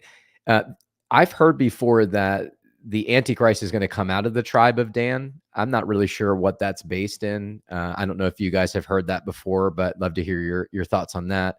And then the last thing I had, I don't think this is related at all, but maybe it is. For whatever reason, every time I see the Cadillac symbol, I think of this. I think of the priesthood. So I don't know if there's any connection with the logo, with the Cadillac logo and these various tribes, but it always reminds me of it when I see it. So any thoughts on the tribe of Dan and the Antichrist coming from that tribe? Michael, do you have any thoughts on that? If you would ask me 5 years ago when I was a futurist, I think I had some, but it's been deleted, so I don't have much. Yeah, I'm kind of there too. I don't have anything. I've heard that so many times. It's one of those things where you hear it enough and you're like, well, it must be true, right? But I don't have the research to back that. Right? It's certainly nothing I've ever covered. I do know Dan's not mentioned in Revelation, so some say that he's going to, make Yah mad and throw him out of the promise. But in Ezekiel, he does have a lot of land allotment, so I don't know how that works between people's theology on that. But. Now, obviously, everyone here is looking at a picture of the Tav in the wilderness, and for a while, I was kind of criticizing this idea of it looking like a Tav or a cross. Now, of course, I went through my phase that I think a lot of us go through when we come over the Torah, and I was like, the cross is pagan, that kind of stuff. And I no longer feel that way anymore, for many, many reasons. But this makes sense to me, this illustration, because it was a military formation. I always imagined that maybe it was like more like a big circle, because try to herd children, right? Like they're running all over the place, and the camp's kind of spread out. So I don't know if it looked exactly like this, like a fascist like a Nazi 1938 parade or something like that. But and another thing that I used to criticize too is how a lot of illustrators, they would purposely make it look like a cross, like they would stretch out one really long, and I was like, come on now. But when you do look at it, Yehuda actually does have bigger numbers. So Yehuda looks like they have, now again, I didn't take out my calculator on all this, but Yehuda has 74,600, and nobody, Dan kind of comes close, but nobody else is even like 12,000 close. So you can see there that Judah is larger, which would make more of a natural looking, I guess, cross formation. Something that I didn't have the time to go over. And because of the nature of my research, I got to just turn it out. I don't always have, I try to get the snowball effects where I discover things along the way. I don't always have the opportunities to go down these large, like, thesis questions. And one of them is, does this formation actually play out to Yasharil today? Now, Michael, you had mentioned Dan, like Denmark, Sweet Anne, stuff like that, right? The interesting thing about Dan, and no offense, Dan, you're a wonderful gentleman, but the thing about Dan is what we find is that they tended to name places after themselves, and it's true, like in the Paleo and the modern Hebrew, and even in the English, it's still Dan. It's just Dan. And so we see the Dan settlements all over the world, but they seem to go up north. And what do you see here? They're on the north end, right? So it's kind of interesting. I don't know if we can make a case that Asher and Naphtali were also kind of settled up in the north. Ephraim and Manasseh, though, the west, I could see that. I could totally see that. And then Yehuda in the immediate east, with Zebulun and Issachar in the far east, I could see that too, with the Mongols maybe. Though I think that Dr. P's theory is that Naphtali might have been the Mongols. Not really sure. Anyways, that's something to think through sometime. And is this prophetic? Did this pan out in the larger picture as Yasharil spread out all over the earth and settled down? Here's a couple more illustrations here. And I like this chart here. I wish they gave all the names, but you can see how each of them surround these families the tabernacle. They're to defend it. The heart of the Tav here is the tabernacle, the body on the Tav, right? It's really beautiful. We see that Ephraim means to be fruitful. Reuben means behold the sun. Dan means judgment. He judged. Levi, attached, pledged, joined to, and Yehuda is praised. All different, elements describing this. So won't spend too much more time on that. But this you guys all know what you're looking at right now. We're looking at the Nazca lines in Peru, and so just take one more look at this. Right, there's a lot of different ideas out there on what the Nazca lines are. There's some great theories on how they actually work, like astronomical clocks, and maybe this did too. I don't know, but what if this big old Tav in the wilderness marching around was Yahuwah telling the prince of power of the air, the principalities in the ether? They would look down and see this big old Tav and go, that's Yahuwah's ensign right there. That's his mark. Those are his people. What if he did this actually as a way to let the Elohim up in the sky know? And then, of course, that's one of the main theories, right? With these lines down in Peru, these Nazca lines, that they were somehow communicative with the gods up in of course, the ancient alien crowd loves this, right? But they were somehow communicating with the gods. So something to think about. Just food for thought. And of course, you guys know I couldn't pass this up, talking about ensigns without showing Tavs all over the world. And of course, when the curtain goes up and on the stage, we see the sun never sets in the British Empire. Clearly a Tav. And of course, we know Manasseh and Ephraim, the unicorn. And I would think that, of course, Freemasonry would be, the Scottish Rite particularly, would all be all over Ephraim. We know that their symbol is the unicorn. We see the tav there. We see the lion and the unicorn. In Britain, the union of Ephraim and Yehuda, which is a fulfillment of the prophecy given it to us in Isaiah, which says, and he shall set up an ensign for the nations. At least I think this is a fulfillment of prophecy. And shall assemble the outcasts of Yasharel and gather together the dispersed of Yehuda from the four corners of the earth. The envy also of Ephraim shall depart, and the adversaries of Yehuda shall be cut off. Ephraim shall not envy Yehuda, and Yehuda shall not vex Ephraim. And of course, I think that this is a residue of the millennial kingdom. I'm sorry, Dan, you're probably like, what freak show did I what show did I join tonight? Okay, so you guys all know this, that in Deuteronomy it describes the unicorn, it identifies them with Ephraim and Manasseh. And of course, let's see.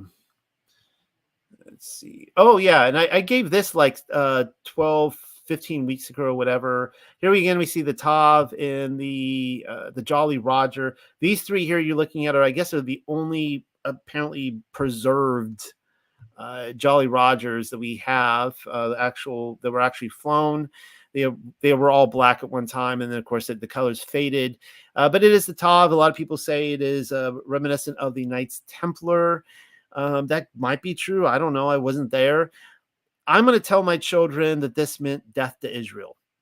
That's what I think it meant. Of course, there's sex magic and other things involved in this with the crossbones, but I think that this meant that the Tav was a symbol of Yasharel, and this was death to Yasharel towards the end there. That's what I'm going to tell my children. Okay.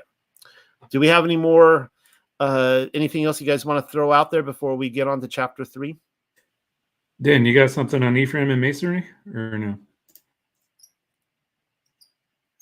Okay, right. He's got nothing there. All right, well, I'm going to go ahead and read this, and then back to you guys. So, and these are the chapter 3, and these are the generations of Aaron and Meshaha in the day Yahuwah, the ever-living, set words in order with Meshaha on Mount Sinai. These are the names of the sons of Aaron: Nadab and the firstborn, and Abihu, or Abiyahawah, and Eleazar. And you guys said this was going to get easier on me. I don't know. And Ayathumar. These are the names of the sons of Aaron, the priests who were anointed, whom he filled their hand to minister for the priest. But Nadab died, and Abihu, or Abiyahawah, to the face of Yahuwah, the ever-living, when they brought near strange, loathsome fire to the face of Yahuwah in the wilderness of Sinai, and there existed no sons to them. And Eleazar and Ayathumar ministered as priests to the face of Aaron their father. And Yahuwah, the ever-living, set forth words in order toward Al-Mashahah to declare, bring near the tribe of Levi and cause them to stand to the face of Aaron the priest, and they shall minister unto him and shall guard his observances and observances of all the congregation of the face of the tent of meeting, to serve the service of the Mashkan dwelling place. And they shall guard all the implements of the tent of meeting and the observances of the sons of Yasharel, to fashion the prescribed work of the service of the Mashkan dwelling place. And you will gift the Levites unto Aaron and unto his sons. They are completely given to him from the sons of Yasharel. And you shall commission Aaron and his sons, and they shall guard him like their priesthood. And the stranger who draws near, he shall put to death. And Yahuwah, the ever-living, set words in order toward Al-Mashahah to declare, and behold, even I have taken for myself the Levites from the midst of the sons of Yasharel, in the place of all the firstborn that opens the womb from the sons of Yasharel. Therefore the Levites will exist to me, for to me are all the firstborn. For on the day that I struck against the firstborn in Mitzrayim, I set apart unto me all the firstborn in Yasharel, from Adam and perpetually from beast. They shall exist to me. I am Yahuwah, the ever-living. And Yahuwah, the ever-living, set forth words in order toward Mashahah in the wilderness of Sinai to declare, number the sons of Levites after the house of their fathers, every male from sons, a Kadash, and higher, you shall number them. And Mashahah numbered them according to the mouth of Yahuwah. So that's kind of interesting right there with the play on word of the mouth, like that which he was commanded. And Mashah numbered them upon the mouth of Yahuwah the ever-living, like that which he was commanded. And these existed as sons of Levi by their names, Gerashah, and Kuhath, and Marariah. And these are the sons of Gerashon by their families, Laban, Uyah, and Shama, and the sons of Kuhath by their families, Meram, and Yatzahar, and Chabarun, and Azayah. Of Gerashon was the family of Laban, Uyah, and the families of Shema, Ayah. These are them of the families of Gerashah, Unuyah. Those numbered of them, according to the tally of all the males from a son of Kadash and higher, those numbered of them were 7,500. The families of the Gerashah, Unuyah, who follow after the Mashkan dwelling place, shall pitch their tents seaward. And the lifted up chief of the house of the Gerashah, Unuyah, shall be Eliasaph, son of Leal. And the custody of the sons of Gerashah are in the tents of meeting, the Mashkan dwelling place, and the tents and his covering, and the covering for the entrance of the tent of meeting, and the hangings for the enclosure, and the covering for the entrance of the enclosure, which is beside the Mashkan dwelling place, and beside the altar in a circuit round about, and his cords for all his work of service. And of Kuhath are the families of the Maramaya, and the families of Yatzharaya, and the families of the Chaba-ranuya, and the families of the Azaya Alea. These are them of the families of the Kuhathuya. In number were all the males, sons of the Kadash and higher, 8,600, guarding the custody of the Kudash. And the families of the sons of Kuhathuya shall pitch his tents on the side of the Mashkan dwelling place southward.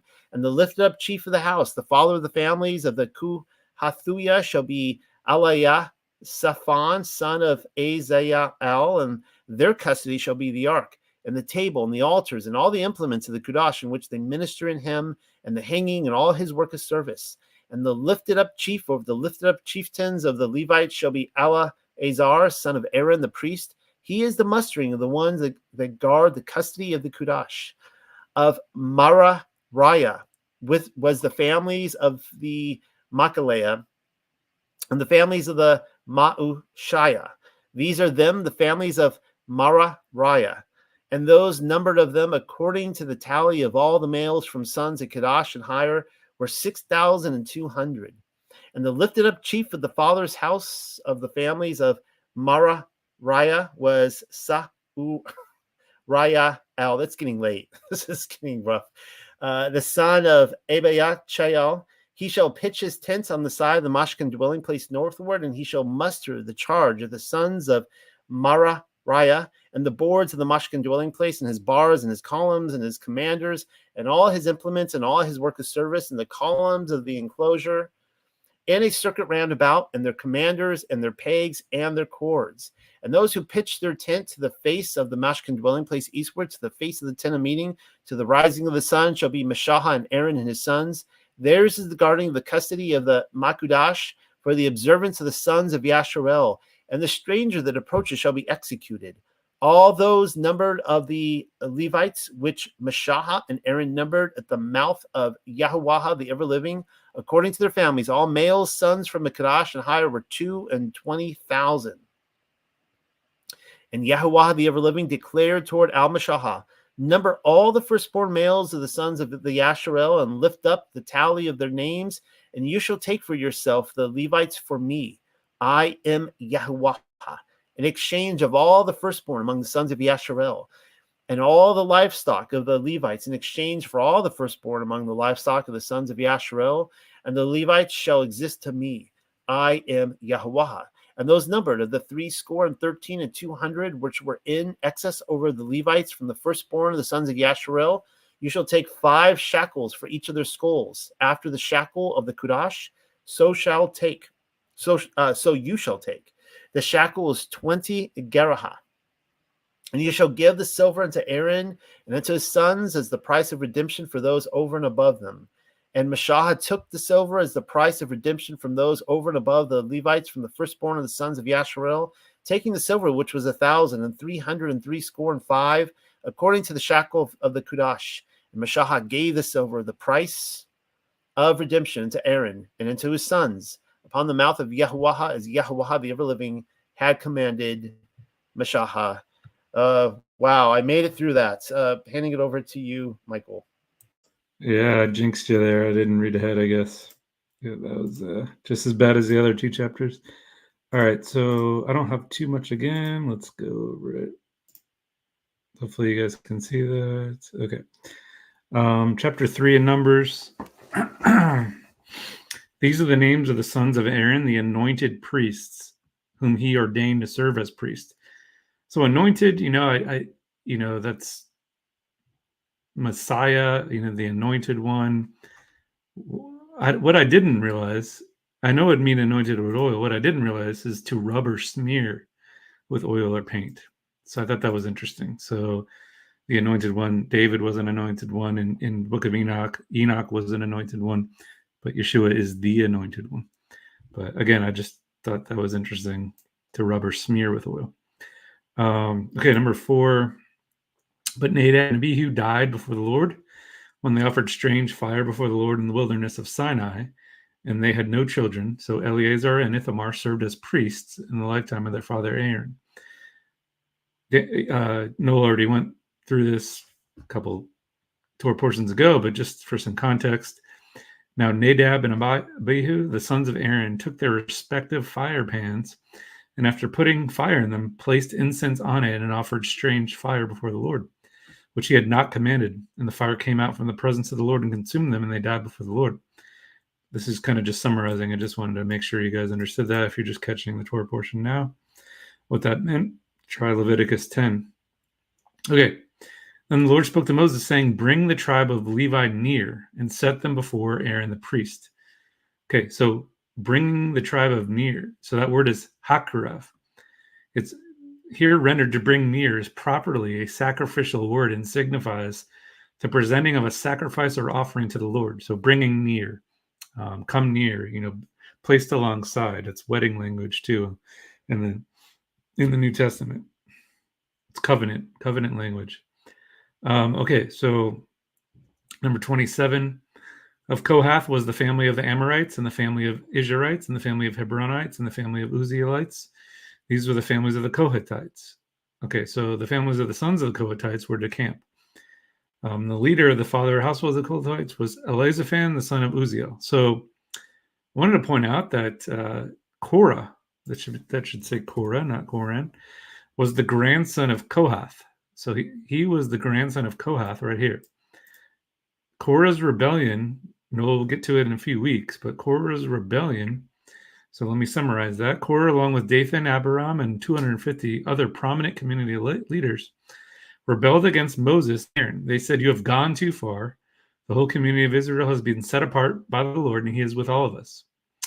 A midrash taught that Korah took issue with Moses in Numbers 16:1, because Moses had, as Numbers 3:30 reports right here, appointed Elizaphan, right here, the son of Uzziel, as the prince of the Kohathites, and Korah was the son of Uzziel's older brother Ishar, and thus had claim to leadership prior to Elizaphan.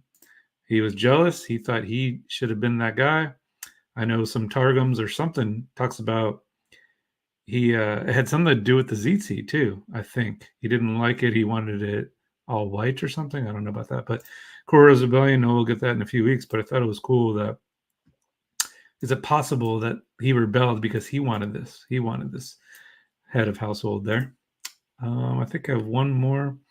So, Noah read about the Levites, 40 through 51, duties of Levites. I just want to go through some other things about the Levites.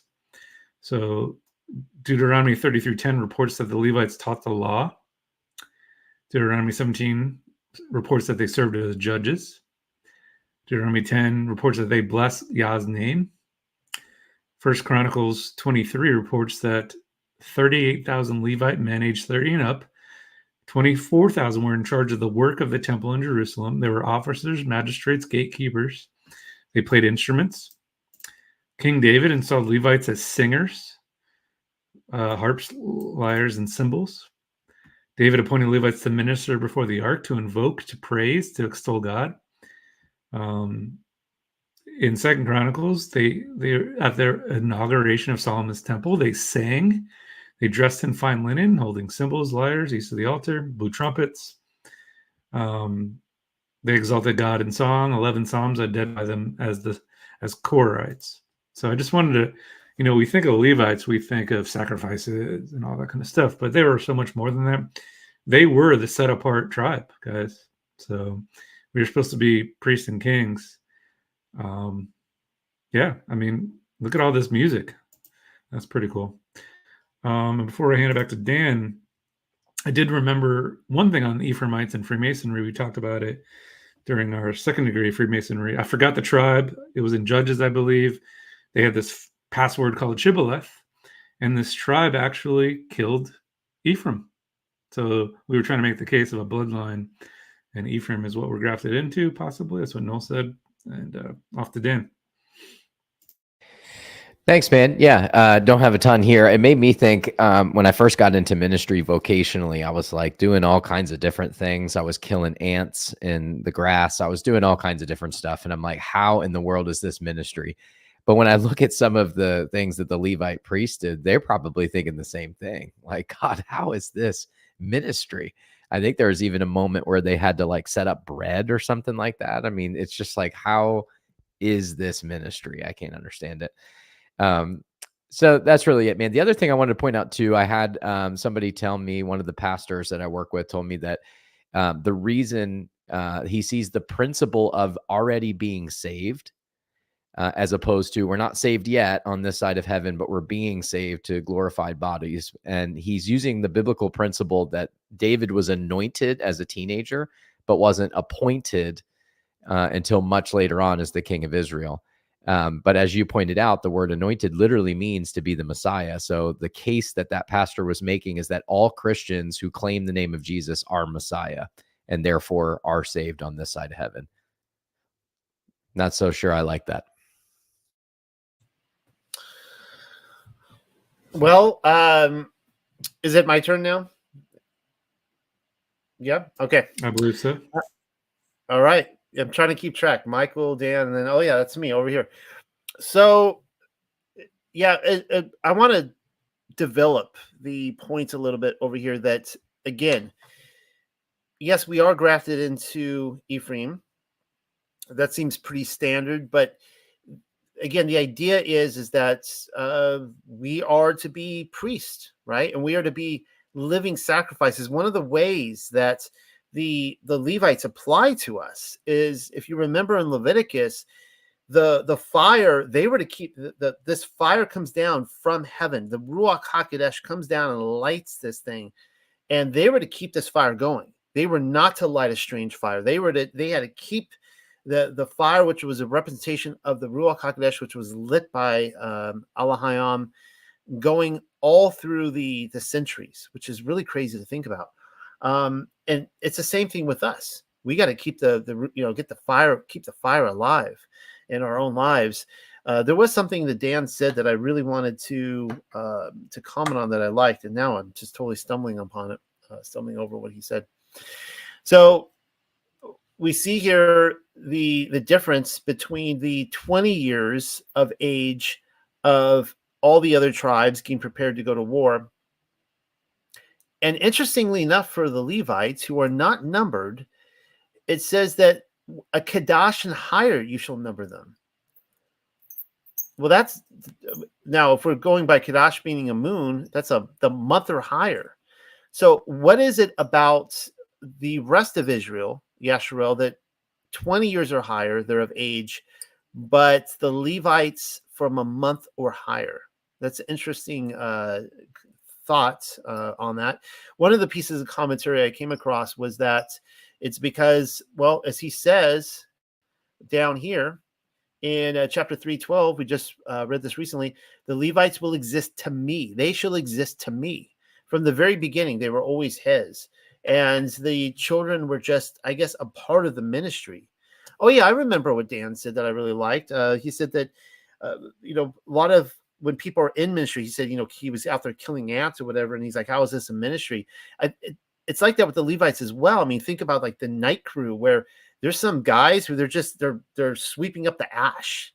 They're the ash crew and they got to go carry the ash somewhere, and they're probably thinking like, they don't get the glory of the barbecue all day. Right. So, we got to remember that in our lives, that every single thing we do is we need to make it for the glory of Yahuwah, the glory of our Father in heaven.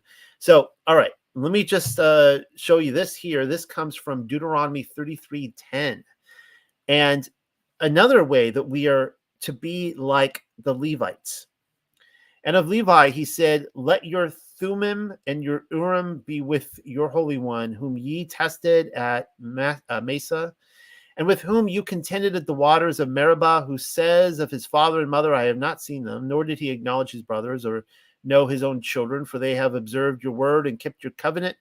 And this is the whole point here of Levi.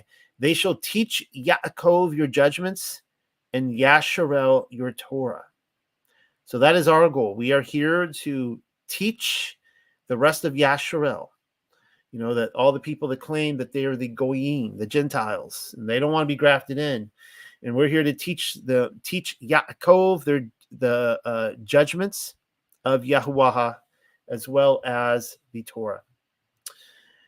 And you saw this here I'm just showing you this passage again from the teaching of Sylvanus, and it says, let him dwell in the temple which is within you, and may you become for him a priest and a Levite, entering in purity. That's a beautiful passage right there. This is what Yahusha says in Matthew chapter 28. And Yahusha came and spake unto them, saying, all power is given unto me in heaven and in earth. Go ye therefore and teach all nations, baptizing them in the name of the Father and of the Son and of the Ruach HaKodesh. So we see the same commission as the Levites were given. Teach the nations and baptize them. Well, what are we teaching them? We're teaching the Father's commands, right? We're teaching them obedience, the Torah. Teach it, and he even explains it here in verse 20. Teaching them to observe all things whatsoever I have commanded you. And lo, I am with you always, even until the end of the world. Amen. I've commented on this before, that back in 2016, when I was given the commission personally, I felt Yahusha speaking to me, and he told me about what he wanted me to do in entering this ministry, and I remember those exact words. I'm with you always, even until the end of the world. Actually, the words were even until the end and beyond. And I didn't even connect that with the Great Commission that he told his disciples. But I remember those words and it being so meaningful to me that he's like, I'm going to be with you until the end and beyond. And then one day I read that in the Bible. I'm like, hey, wait a second. This is actually in the Bible. This is pretty awesome. I don't need to go through Matthew 5. You guys know that. All right. That is all the commentary I have on this. We have one more chapter to finish up, and then we'll close shop. And it looks like Dan stepped out. Maybe he'll come back. So, Michael, if you don't mind, I'm just going to go ahead and finish chapter 4, and then we'll let you finish, and we'll be on our way tonight. And Yahuwah, the ever-living, set words in order toward Al-Mashaha and toward Al-Aaron to declare, lift up the heads of the sons of Kuhath from the midst of the sons of Levi, according to their families of the house of their fathers, from a son of 30 years and higher and until a son of 50 years, all of the hosts that go into fashion a work of service into the tent of meeting. This shall be the prescribed work of service upon the sons of Kuhath in the tent of meeting, the Kudash ha-Kudashayam, the most set apart ones. And when Aaron and his sons come and lifting up the camp, and they take the covering veil and cover the ark of the revealed precepts with her, and have gifted over him the covering of Thukash skins, and shall spread out a cloth entirely of Thukalath from the upper part, and shall place in him his separate staves, and of the table of the faces they shall spread out a cloth of Thukalath, and shall gift over him the bowls and the curved hollow vessel, and the cups for drink offerings, and the continual bread shall exist upon him. And they shall spread out upon them a crimson cloth, and shall cover him with a covering of Thukash skin, and shall set in place the separate staves, This is like an Exodus flashback right here. And they shall spread out a cloth, the thukalath, and shall cover the menorah of the light, and his lamps, and his snuffers, and his fire pans, and all her implements of oil with which they minister to her. And they shall gift upon her all her implements within a covering of thukash skins, and shall gift him upon a yoke. And over the golden altar he shall spread out a cloth of thukalath, and cover him with a covering of thukash skin, and shall place his separate staves, and shall take him all the implements of service with which he shall minister with them in the kudash over a cloth of thukalath, and he shall cover them with a covering of thukash skins, and shall gift him upon a yoke. And he has cleared from ashes the altar, and he has spread out over him a cloth of erigamon, and he has gifted over him all his implements, which he will do service with them, the fire pans, and the drawing out fork, and the shovels, and the bowls, all the implements of the altar. And he has spread out upon him a covering of thukash skins, and he has placed his separate staves. And Aaron and his sons have made an end of covering the kudash and all the implements of the kudash. In lifting up the camp in the following manner shall come the sons of Kuhath, but he shall not reach out to touch upon the kudash, or he shall die. This is the burden of the sons of Kuhath in the tent of meeting. And the charge of Eleazar, son of Aaron, the priest, shall be the oil for the light, and the sweet incense, and the perpetual gift offering, and the anointing oil, and the mashkan dwelling place, and all that which is in him, the kudash and his implements. And Yahweh the ever-living set words in order toward Al-Mashaha and toward Al-Aaron to declare, do not separate the tribe of the families of the Kuhathuya from the midst of the Levites, and this shall fashion unto them, and he will exist and not kill him in approaching the Kudashayam, the most set apart. Aaron and his son shall enter and shall set in place them every man over his work of service and toward his burden, and he shall not come to observe like when the Kudash is engulfed and he dies. And I believe that is the ending, and that is the ending of my commentary. So, Michael, do you have any more? Sure. Yeah, just a little bit more. I think Dan might be MIA for the rest. He's got to take care of his son, but we can still finish this up. That's no problem. Now, if you have any notes, it's disappeared from my end to be able to bring it up. Okay, let me know if you can see that. Yeah, I can see it now. Okay, perfect. All right, so this one really interests me. Number 1 on chapter 4. Yahweh spoke to Moses and saying, take a census of the descendants of the Kohath from among the sons of Levi by their families, by their fathers' households, from 30 years and upward, even to 50 years. My mind went to a couple of New Testament passages. Luke 3:23, Yeshua himself was about 30 years old when he began his ministry. Everybody knows that. That's when a priest, needed to start. John 8:5-7. Then the Jews said to him, you are not yet 50 years old, and you have seen Abraham? So to me, it just kind of encompassed both the priesthood of 30 to 50. I thought that was pretty cool. So a Midrash noted that in Numbers 4:3 here, that said the Levites 30 years and upward did a service in the tent of meeting. While Numbers 8:24 says from 25 years old and upward, they should go on to perform the service and the work of the tent of meeting. The Midrash deduced that the difference teaches that all those 5 years, from the age of 25 to the age of 30, Levites served as apprenticeships. And from that time onward, they were allowed to draw near, we talked about that, to do service. The Midrash concluded that a Levite could not enter the temple courtyard to do service unless he had served an apprenticeship of 5 years. The Midrash inferred from this that the students who see no sign of success in their studies within a period of 5 years will never see any. So it's pretty cool that there was an apprenticeship between 25 to 30. I know Paul talks about that. He was under Gamaliel. Okay, so number 5, when the camp sets out, Aaron and his son shall go in, and they shall take down the veil of the screen and cover the ark of the testimony with it. So it reminded me of the veil in the New Testament, Matthew 27. And behold, the veil of the temple was torn in two from top to bottom, and the earth shook and the rocks were split. We talk about that a lot. This is what they're talking about, the veil.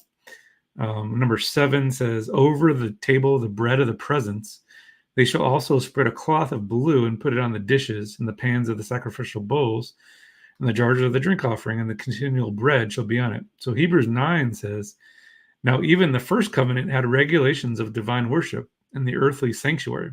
Talking about this. For there was a tabernacle prepared, the outer one, in which were the lampstand and the tabernacle, and the sacred bread. This is called the holy place. Again, bread of the presence. Hebrews is talking about this. I thought this was cool. LXX, Lisa talks about it in the chat about studying with the LXX. I love the LXX. If you notice, it says porpoise skin, and they shall lay a covering of the porpoise skin. And this is Masoretic. Forgive me if the Paleo said something different. It shall spread over it a cloth of pure blue and insert poles. So LXX did not say that. It says, and they shall put a cover on it, even a blue skin, no porpoise, and put it above a garment of blue. So I thought that was interesting. And I'm going to talk more about that. So, okay, so it also talks about purple. I'm trying to find the purple here. There it is. And they shall take away the ashes from the altar and spread a purple cloth on it. So we had blue and purple. So just some on purple. It was the most expensive dye to the ancient Israelites. It was nobility, royal birth. Roman emperors wore clothing colored in purple. Catholic bishops. Phrases containing that color refer to royal lineage. Here you can see this. Look at this. Was given to the title of Purpurogenitus, which means born of the purple room. We know about the king of Tyre. They had purple. Oh, yeah, here it is. Ezekiel mentions Tyre having it in Ezekiel 27. Now, this is what I want to talk about. The three Greek New Testament words used for this color, or porphyris, talks about an extraction of the pigment, and porphyropolis, very similar to porpoise. So I'm wondering if it's not the actual porpoise skins, but it's actually trying to say purple instead. Okay, so I did a word study on that word porpoise. It was only used in Numbers, but then there was one other, and it was in Ezekiel. So this is titled Yah. He's talking to an unfaithful Jerusalem. So Ezekiel 16 says, then I passed by you and saw you, and behold, you were at the time for love. So I spread my skirt over you and covered your nakedness. I also swore to you and entered into a covenant with you so that you become mine, declares the Lord. Then I bathed you with water, washed off your blood from you, and anointed you with oil. We talked about anointed and anointed. I also clothed you with an embroidered cloth and put the sandals of porpoise skin on your feet. And I wrapped you with fine linen and covered you with silk. So this had to have been an actual animal, it appears. But I thought that was interesting that same word was only used here in Numbers and then in Ezekiel. Okay, so here we're talking about 16. They're talking about the priest is the oil for the light, and the fragrant incense, and the congenial grain offering, and the anointed oil. Did a little study on the anointing oil. So the holy anointing oil described in Exodus was created from myrrh, cinnamon, fragrant cane, cassia, and olive oil. And if you see this right here, cane balsam. So other people think it might have been cannabosum instead. So that's the fragrant cane.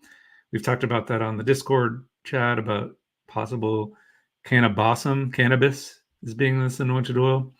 Here's what Wikipedia says. While sources agree that the identity of 4 to 5 ingredients of anointed oil, the identity of the fifth, cannabosum, has been a matter of debate. The Bible indicates that it's an aromatic cane or grass which was imported from a distant land by the way of the spice routes, and that a related plant grown in Israel, cannabosum, is referenced as a cultivated plant in the Song of Songs 4:14. Several different plants have been named as possibly being the cannabosum. Just do more research if you're interested in that. Could cannabosum be part of this anointing oil? I think I have one more here. No, that's it. That's all I got for this chapter, for this Torah portion. Remember, I'm off to Noel. Yeah. Well, that I think that's going to conclude it tonight. And thank you, Michael, for coming by. And of course, Dan had to step out, but I'm appreciative that Dan came by as well. I hope Dan can come back some nights, and maybe you guys can do it again together. And this Torah portion was, I think you guys all saw me trying to read through it. It was brutal. I love these Torah portions, but some are harder than others. I'm going to be bringing in next week, for those of you who saw the Fig Tree Generation. I interviewed them last night. They came in. They're a wonderful young couple. They're, Millennial Kingdom, Torah based, looking at a lot of the same stuff we are, and I'm hoping to integrate them into this community. So they're going to help co-lead next week and to help kind of keep the conversation fresh. So yeah, thank you, Michael, for coming in. Any last words? Anything you want to add? No, just all. Appreciate you having us on. All right. Thank you. Well, yeah, thank you all, everyone, for coming by week after week and making this a tradition in your household with me. And love you guys. I'll be in the Discord community all throughout the week. Come by, speak to me, say hi. There should be a link under this channel. And, I say this a lot. We meet every Friday night, 7:00. We go on live here at 9 p.m. Eastern time. So there's 2 hours there. We have a great conversation. It was a very historic week here in America, so we had a lot to talk about. And the same thing will happen on Tuesdays as well. After I give my Tuesday presentation on original material, kind of a more formal presentation, we're going to be meeting at Discord in the Tuck community and just chatting it up, community time. So hope to see you guys there. Good night, everybody. Have a good, restful Sabbath. Shalom.